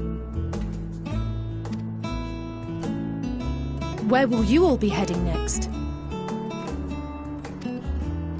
Dravania. There is a book I've been meaning to borrow from the Great Google Library. And I can think of at least one person who will be most displeased should I fail to visit before leaving. We've no particular destination in mind, but we do intend to stop in Charlia before we set off. We had thought to ask after the Loperids. I am curious as to how well those who chose to remain are adapting to their changed circumstances. Might we accompany you then? Raha and I were planning to return to the Baldessian Annex. Commissions have been piling up in our absence, and they must be dealt with ere we begin our work in earnest. Estinian, you will return to Rads at Han, will you not? Aye. For Vritra's benefit, though I've yet to hear the details. I may not stay long. I see. Then it is here the Scions at last part ways, each to some far-flung corner of the realm.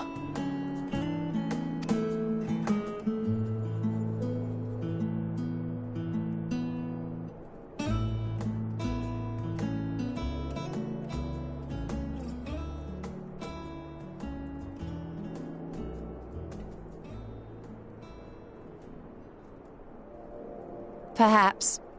But I believe one of our number, a rather important one at that, has yet to divulge his plans.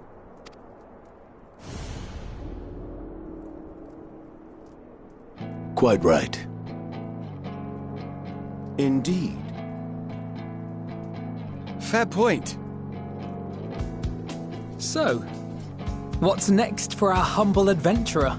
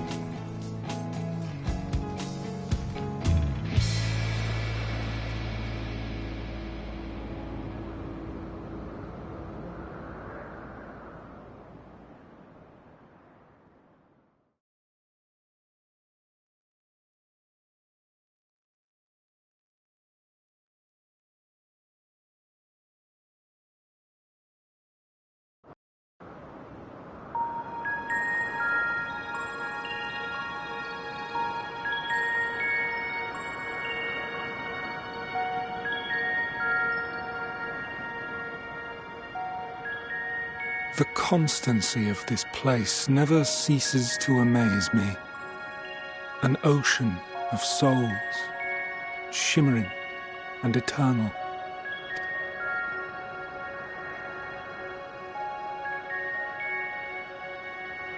And yet, something stirs. Yes. Steeped in darkness, deep as starless night, the beast hungers. Alas, I dare not investigate in earnest before the coming of my guiding star, as he foretold.